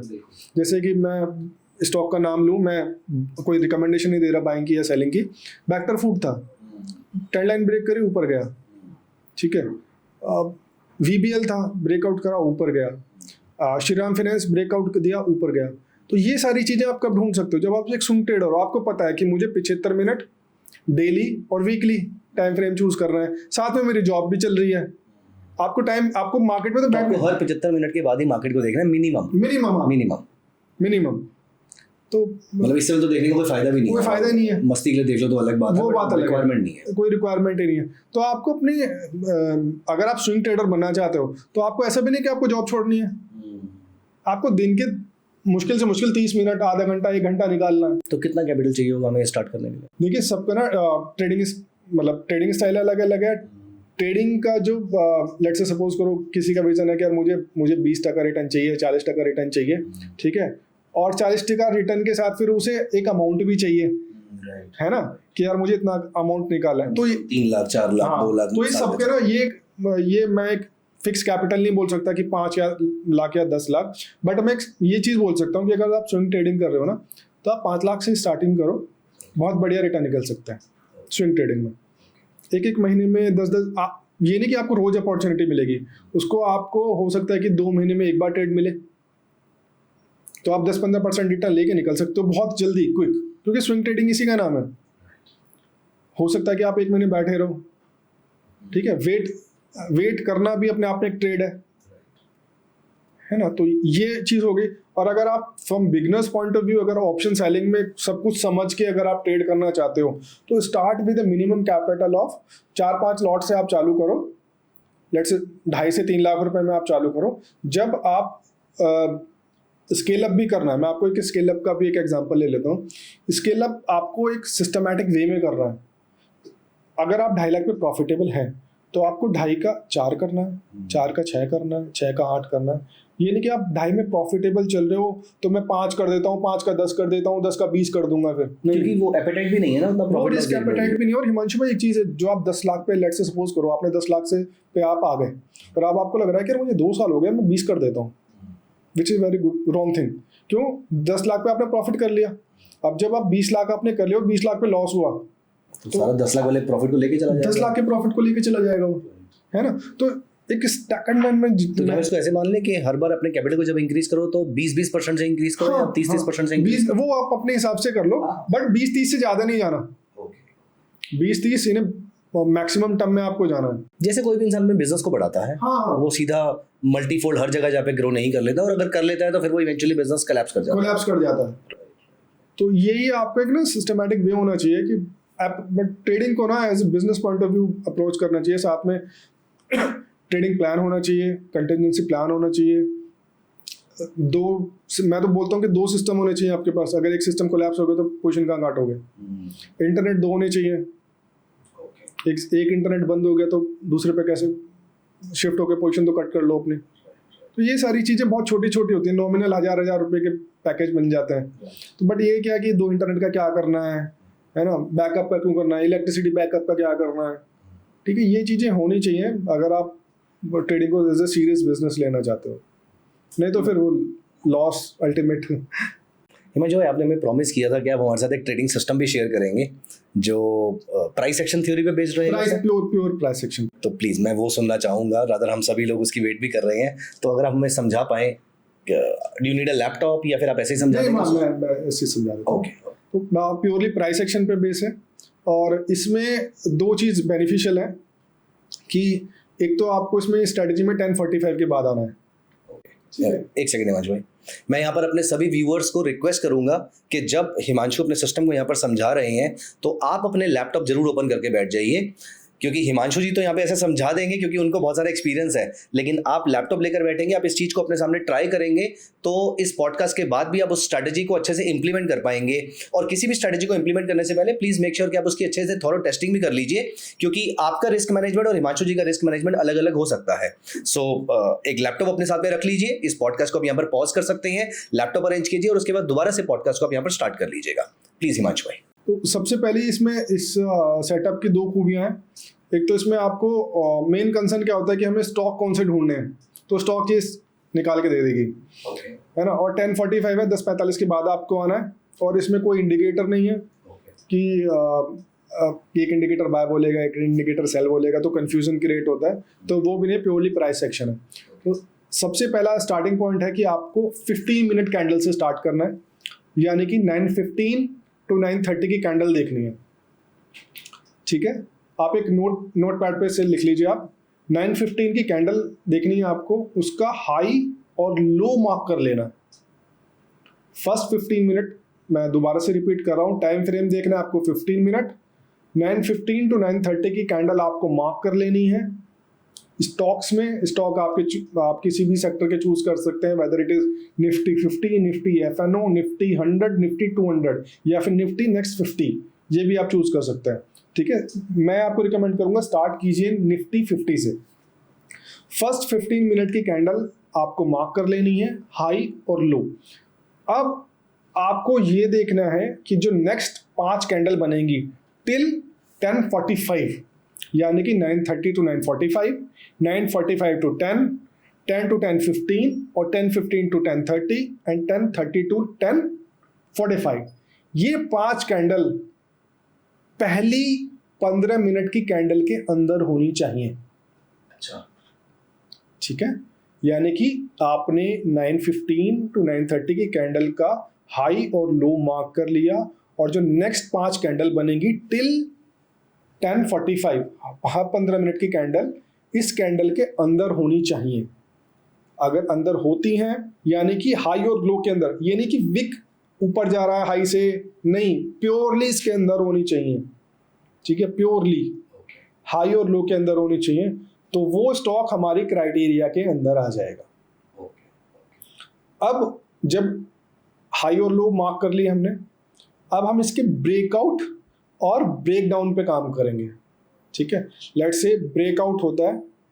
अब मेन क्वेश्चन रेज होगा कि क्या हमको 15 मिनट का वेट करना है, 10:45 के बाद पूरा हमारा सेटअप हो गया, हमारे 4-5 स्टॉक निकलेंगे, क्या हमें 15 मिनट की कैंडल का वेट करना है कि उस लेवल से ऊपर क्लोज हो? नहीं, फिर हमको 3 मिनट में कन्वर्ट कर लेना है ताकि हमें अर्ली कंफर्मेशन मिल जाए कि ये ब्रेकआउट हो गया, ये कैंडल 3 मिनट की क्लोज हो गई, now it's time to buy. अब आपने बाय कर लिया, एंट्री मिल गई, टारगेट आपको क्या रखना है? टारगेट आपको रखना है जो डिफरेंस आया था हाई और लो के बीच का, आपको उतना टारगेट ले लेना। तो 3 मिनट की कैंडल ने जैसे ही इस रेंज को ब्रेकआउट दिया, क्लोज करने की कोई जरूरत नहीं है, सिर्फ ब्रेकआउट देंगे? नहीं, ब्रेकआउट नहीं, क्लोज। अच्छा, 3 मिनट की कैंडल पे क्लोज करेगा? हाँ, 3 मिनट की कैंडल पे हमने 3 मिनट की कैंडल इसलिए कन्वर्ट कर दी ताकि हमें अर्ली सिग्नल मिल जाए, क्योंकि अगर हम 15 मिनट तक वेट करेंगे तो हमारा कुछ पोर्शन प्रॉफिट का निकल जाएगा। तो उसमें क्या होगा कि दो चीज़ आपकी 3 मिनट में कन्वर्ट करने से इजी हो जाएंगी। एक तो आपको नियर टर्म स्विंग लो मिल जाएगा जो कि एग्रेसिव ट्रेडर हैं। 2 ट्रेडर होते हैं, कंजर्वेटिव, एक एग्रेसिव। स्टार्टिंग में मैं आपको रिकमेंड करूंगा, आपको स्टॉप लॉस लेना है लो का। अगर हाई ब्रेक होता है तो लो का स्टॉप लॉस लेना है और जो डिफरेंस है उसका हाई टारगेट लेना है। यानी कि आपका 1:1 का स्टार्टिंग में क्या रहेगा? रिस्क रिवॉर्ड रहेगा। बट जैसे जैसे आप इस स्ट्रैटेजी पे फ्लुएंट हो जाएं तो आपको नियर टर्म स्विंग लो, या फिर अगर आप सेल कर रहे हैं तो नियर टर्म स्विंग हाई, उसका आपको स्टॉप लॉस लेना है। फाइन। अब ये वाली स्ट्रैटेजी आई होप ये बहुत सिंपल है, क्लियर हो गई होगी। बट एक क्वेश्चन जो रेज होगा वो आप व्यूअर्स के दिमाग में ये होगा कि यार इस स्टॉक्स को निकालेंगे कैसे? 10:45 के बाद अगर ये प्रैक्टिस करनी चालू करेंगे तो जब तक हो सकता है कि इन्हें आधा घंटा लग जाए स्टार्टिंग में, तो स्टॉक कुछ प्रोपोर्शन प्रॉफिट का खा सकते हैं, कुछ स्टॉक ब्रेकआउट करके टारगेट पे भी पहुंच सकते हैं। तो उसके लिए मैं आपको एक सिंपल रूल बताता हूँ।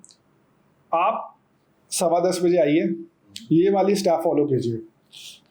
हाई लो मार्क करने, हाई लो जब आप मार्क करेंगे वो आपको स्टार्टिंग में तो थोड़ा सा दिक्कत होगी, बट जैसे जैसे आप 15-20 दिन इस प्रैक्टिस को करेंगे तो वो आप नेकेड आई से भी काम कर सकते हैं।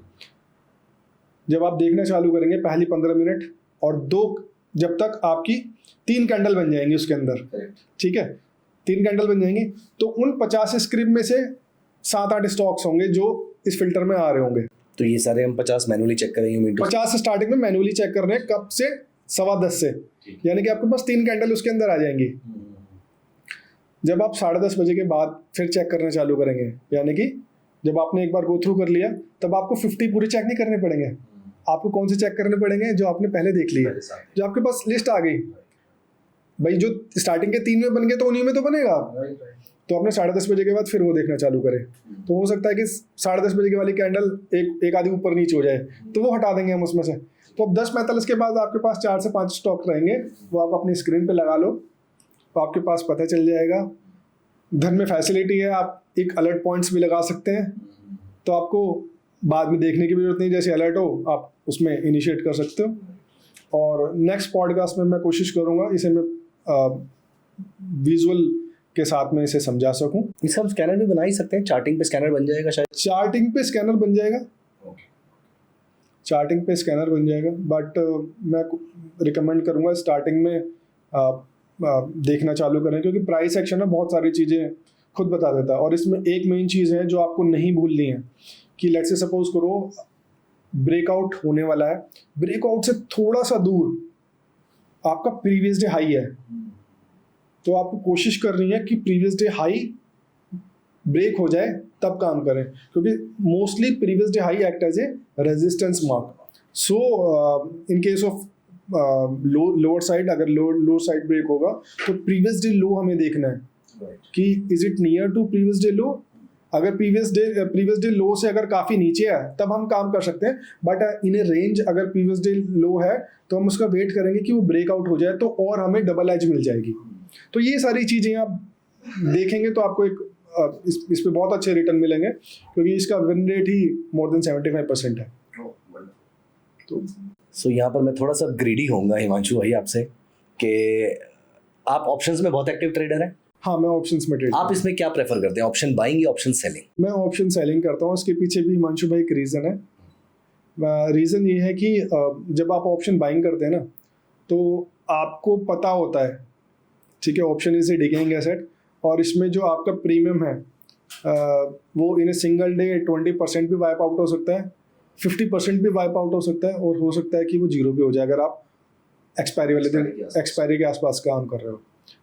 और इसमें ना विनिंग की प्रोबेबिलिटी, हिमांशु भाई, जो मैं मान के चलता हूँ, जो मेरा व्यू है, मेरा व्यू है कि ऑप्शंस में अगर आप बाइंग कर रहे हैं तो आपकी विनिंग की प्रोबेबिलिटी केवल 33% है। देखिए 3 डायरेक्शन में मार्केट मूव कर सकती है, स्टैटिस्टिकली 33% ये होता है। तो 3 डायरेक्शन में मूव कर सकती है।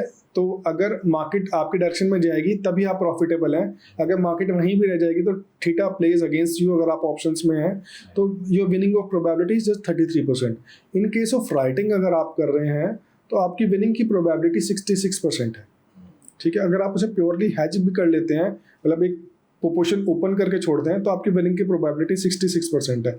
और अगर आपका सेटअप इस तरीके का है कि आपका सेटअप 70-80% उसका विन रेट है, तो आपकी जो विनिंग की प्रोबेबिलिटी उस अबाउट टू 70 हो गई। Now comes money management part, कि आप उस पोजीशन को भी कैसे मैनेज करके चलते हो। एक चीज़ और मैं बोलूँगा हिमांशु भाई, ये मैं अपने एक्सपीरियंस से बोल रहा हूँ, जब आप ऑप्शन बाइंग करते हैं ना, तब आपका रिस्क ना आप खुद मैनेज करते हो। और आप एक चीज़ और नोटिस करना, जब आप ऑप्शन राइटिंग करते हो तब आपका रिस्क मैनेजर कंपनी होती है। कंपनी ऐसे होती है कि जब आपके अकाउंट में 50,000 रुपये पड़े हैं तो आपको एक लॉट से ज़्यादा राइटिंग करने के लिए तो बोलेगी नहीं। Got my point? बहुत इंटरेस्टिंग पॉइंट है। तो मैं तो कुछ कर ही नहीं रहा, कंपनी मुझे ज़्यादा नहीं खरीदने दे रही। भाई मेरे अकाउंट में 50,000 रुपये पड़े हैं, ठीक है, तो वो लीवरेज करके मैं तो 5 भी उठा सकता हूँ, 10 भी उठा सकता हूँ, 20 भी उठा सकता हूँ। बट मेरे अकाउंट में अगर 50,000 रुपये पड़े हैं, मैं ऑप्शन राइटिंग करने जा रहा हूँ विद हैजिंग। और हैजिंग भी कौन सी, पहले मुझे वो बाइंग के लिए बोलेगी, अपनी बास्केट में बाइंग लगाओ पहले, सेलिंग भी नहीं करने देगी।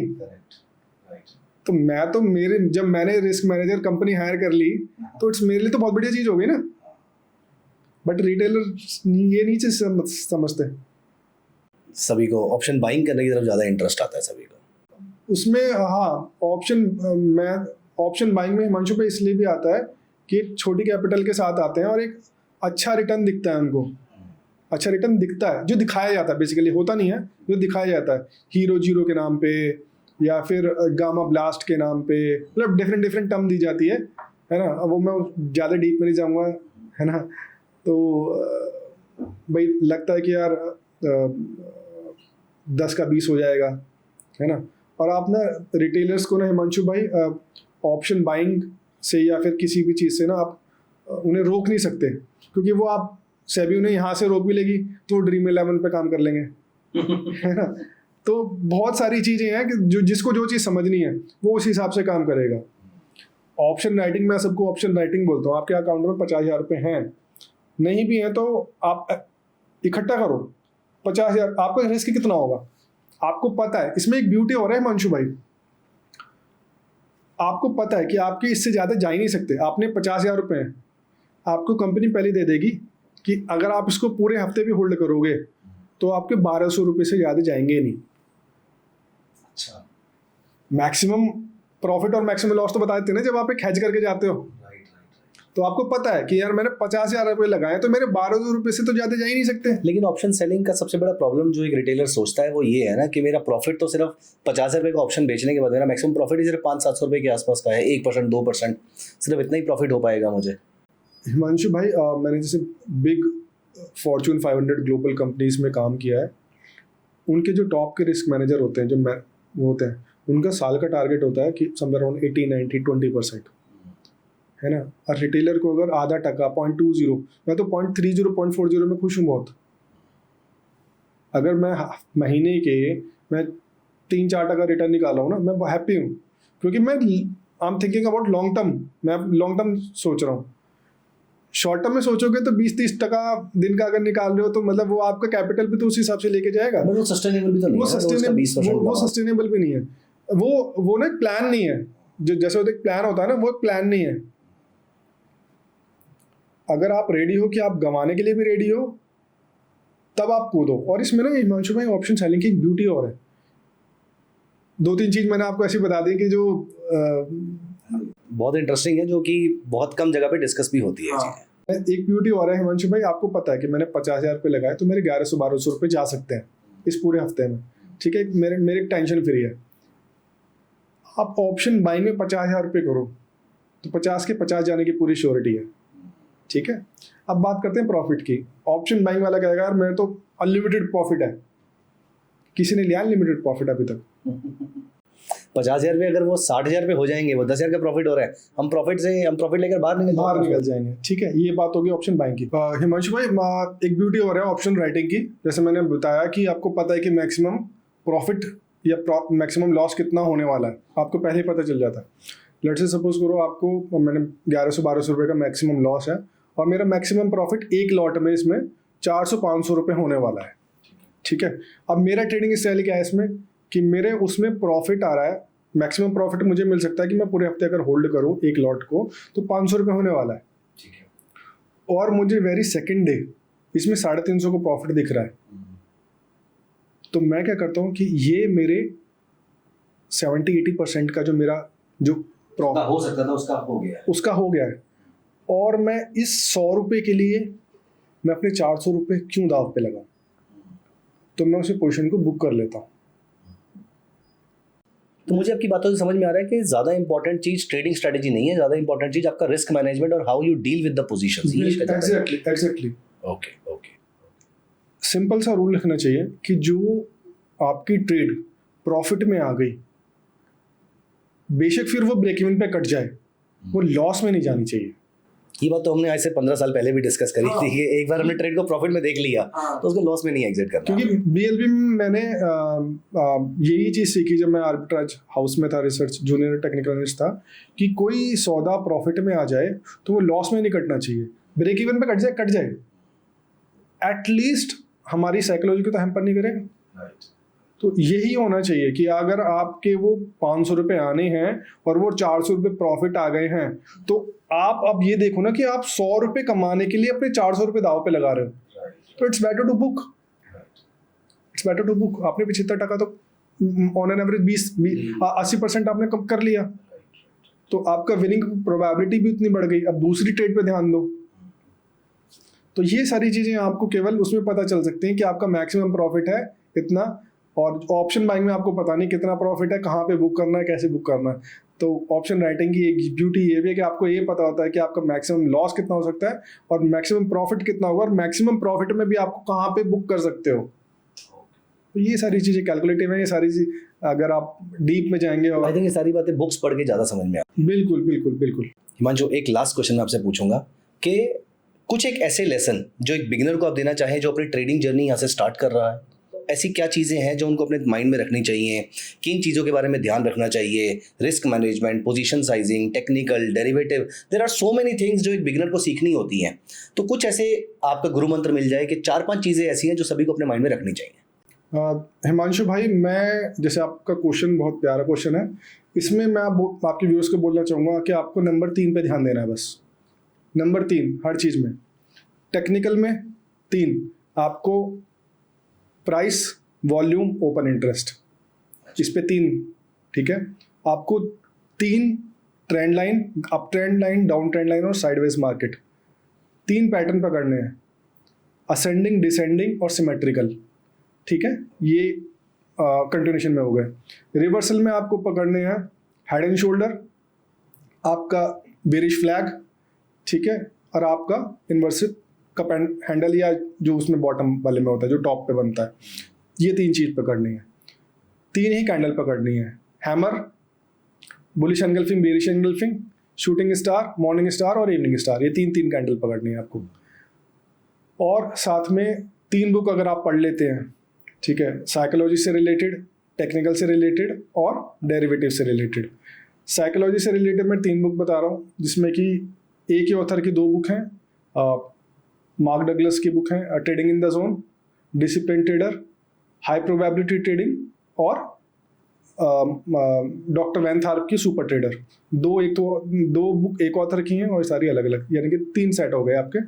डेरिवेटिव्स की जो बुक्स हैं वो मैं आपको बता रहा हूँ, उसमें time is money KW given की बुक है, और डेरिवेटिव्स ऑप्शंस बाइबल, मैं पिक्चर भेज दूंगा आपको, ऑथर का नाम मैं भूल चुका हूँ। और एक डेरिवेटिव्स की ऑप्शन स्ट्रेटजीज बाइबल करके है एक बुक, उसमें स्ट्रेटजीज हैं। तो ये सारी चीज़ आपकी डेरिवेटिव्स की हो गई। और जॉन जे मर्फी की बुक है technical analysis of the futures market, जो मेरी पहली बुक थी, वो आपको पढ़नी है। एडवर्ड मैगी की बुक है टेक्निकल एनालिसिस रिलेटेड, और मार्टिन पिंक की बुक है टेक्निकल एनालिसिस रिलेटेड। तो ये तीन बुक, अगर ये आप तीनों बुक्स आपने जो टेक्निकल बताई है, ये हम तभी उसी समय टेक्निकल एनालिसिस जब पढ़ना स्टार्ट किया था, सबसे पहले मैंने ये वाली 3 बुक्स पढ़ी थी। हाँ, तो ये हिमांशु भाई बुक्स नहीं है, ग्रंथ है हम लोगों के लिए। मेरे लिए तो है, कहने वाला था, ये तो बाइबल्स है हमारे लिए। Bibles हैं। आई थिंक पहले तो CMT सिलेबस में भी हमें यही वाली बुक्स दी जाती ये थी, book एडवर्ड मैगी और मार्टिन पिंक। CFT में अभी भी है, CFT ये करिकुलम है वहाँ का बेसिकली। और ये इन बुक्स में बहुत अच्छी तरीके से डीप में बताया गया है ये चीज़ें। तो ये तीन चीज़ ये याद भी हो जाएगा, 3 से ज़्यादा कूदना नहीं है। और मैं सिंपल आपको बताऊं, trend line, up trend line, down trend line, इसमें जिसने काम कर लिया, मतलब सिंपल है, बहुत कहने के लिए बहुत सिंपल है, बट हार्ड टू मैनेज। इस पे अगर काम कर लोगे बहुत इफेक्टिव रिजल्ट है। सपोर्ट रेजिस्टेंस और सपोर्ट रेजिस्टेंस का रिवर्सल, 3 चीज़ ये हो गए। सपोर्ट रेजिस्टेंस का रिवर्सल, यानी कि जब वो अपने रोल रिवर्सल कर लेते हैं। तो इन 3 पॉइंट से बाहर नहीं है कुछ भी। मैं अपना 17 साल का एक्सपीरियंस बता रहा हूँ। आपको फैंसी चीज़ मिलेंगी, इंडिकेटर मिलेंगे बहुत सारे स्क्रीन पे, मूविंग एवरेज लगा लो, बहुत बढ़िया चीज़ है मूविंग एवरेज, अगर आप उसे सिंपली यूज़ कर रहे हो। ये नहीं कि आप उसके साथ स्टोकास्टिक भी लगा दो, उसके साथ RSI भी लगा दो, उसके साथ मूविंग एवरेज भी लगा दो। आपको सिंपल प्राइस एक्शन देखना है। Price is grand daddy of all the indicators. Indicator सारे वहीं से बने हैं, तो इट्स बेटर पहले प्राइस को पढ़ना चालू करो, सिंपल स्ट्रेटजी पे काम करो। Trend line break, support resistance break, pull back, throw back, बहुत सारी चीज़ें हैं, नेक्स्ट पॉडकास्ट में डिस्कस करेंगे। Perfect. Thank you so much. It was such a wonderful interaction with you Himanshu ji, और बहुत कुछ सीखने को मिला मुझे पर्सनली, बड़ी सारी बातें और बहुत सारी मेमोरीज रिवाइव हो गई, वो सारी की सारी जो 15-17 साल पहले कहीं पे खो चुकी थी। सो thank you so much. It was such a wonderful discussion. I am very sure कि हमारे व्यूअर्स को बहुत कुछ सीखने को मिला होगा। दोस्तों, आपके जो भी क्वेश्चंस हैं इस पूरे पॉडकास्ट में, कोई भी ऐसी चीज़ है जो अभी अनआंसर्ड रह गई है, आई बिलीव, क्योंकि हम बातों में इतना खो गए थे कि बहुत सारे टॉपिक्स स्टार्ट करके डेविएट हो गए हम वहाँ पर, and that was because of the questions और द क्वेरीज ओनली जो मेरे माइंड में उस समय आ रही थी। लेकिन अगर आपको लगता है कि कोई क्वेश्चन ऐसा है जो अनआंसर्ड रह गया है, आप नीचे कमेंट्स में डाल सकते हैं। आई विल मेक श्योर कि मैं हिमांशु भाई से टाइम लेकर मैं इन सारे क्वेश्चंस को एक एक करके डेफिनेटली आंसर करवाऊंगा। That's my promise to you. So thank you so much. अगर आपको ये पॉडकास्ट पसंद आया है तो please share your feedback in the comment section, और ऑल्सो इस वीडियो को लाइक कर लीजिएगा, और अगर आपने अभी तक चैनल को सब्सक्राइब नहीं किया है तो प्लीज मेक श्योर आप चैनल को सब्सक्राइब भी कर लीजिएगा। Thank you so much to everyone, and special thanks to you Himanshu भाई। थैंक्स हिमांशु भाई एंड अपसर्ज, मुझे इनवाइट करने के लिए, अपनी नॉलेज को शेयर करने के लिए। Thanks again. Thank you so much.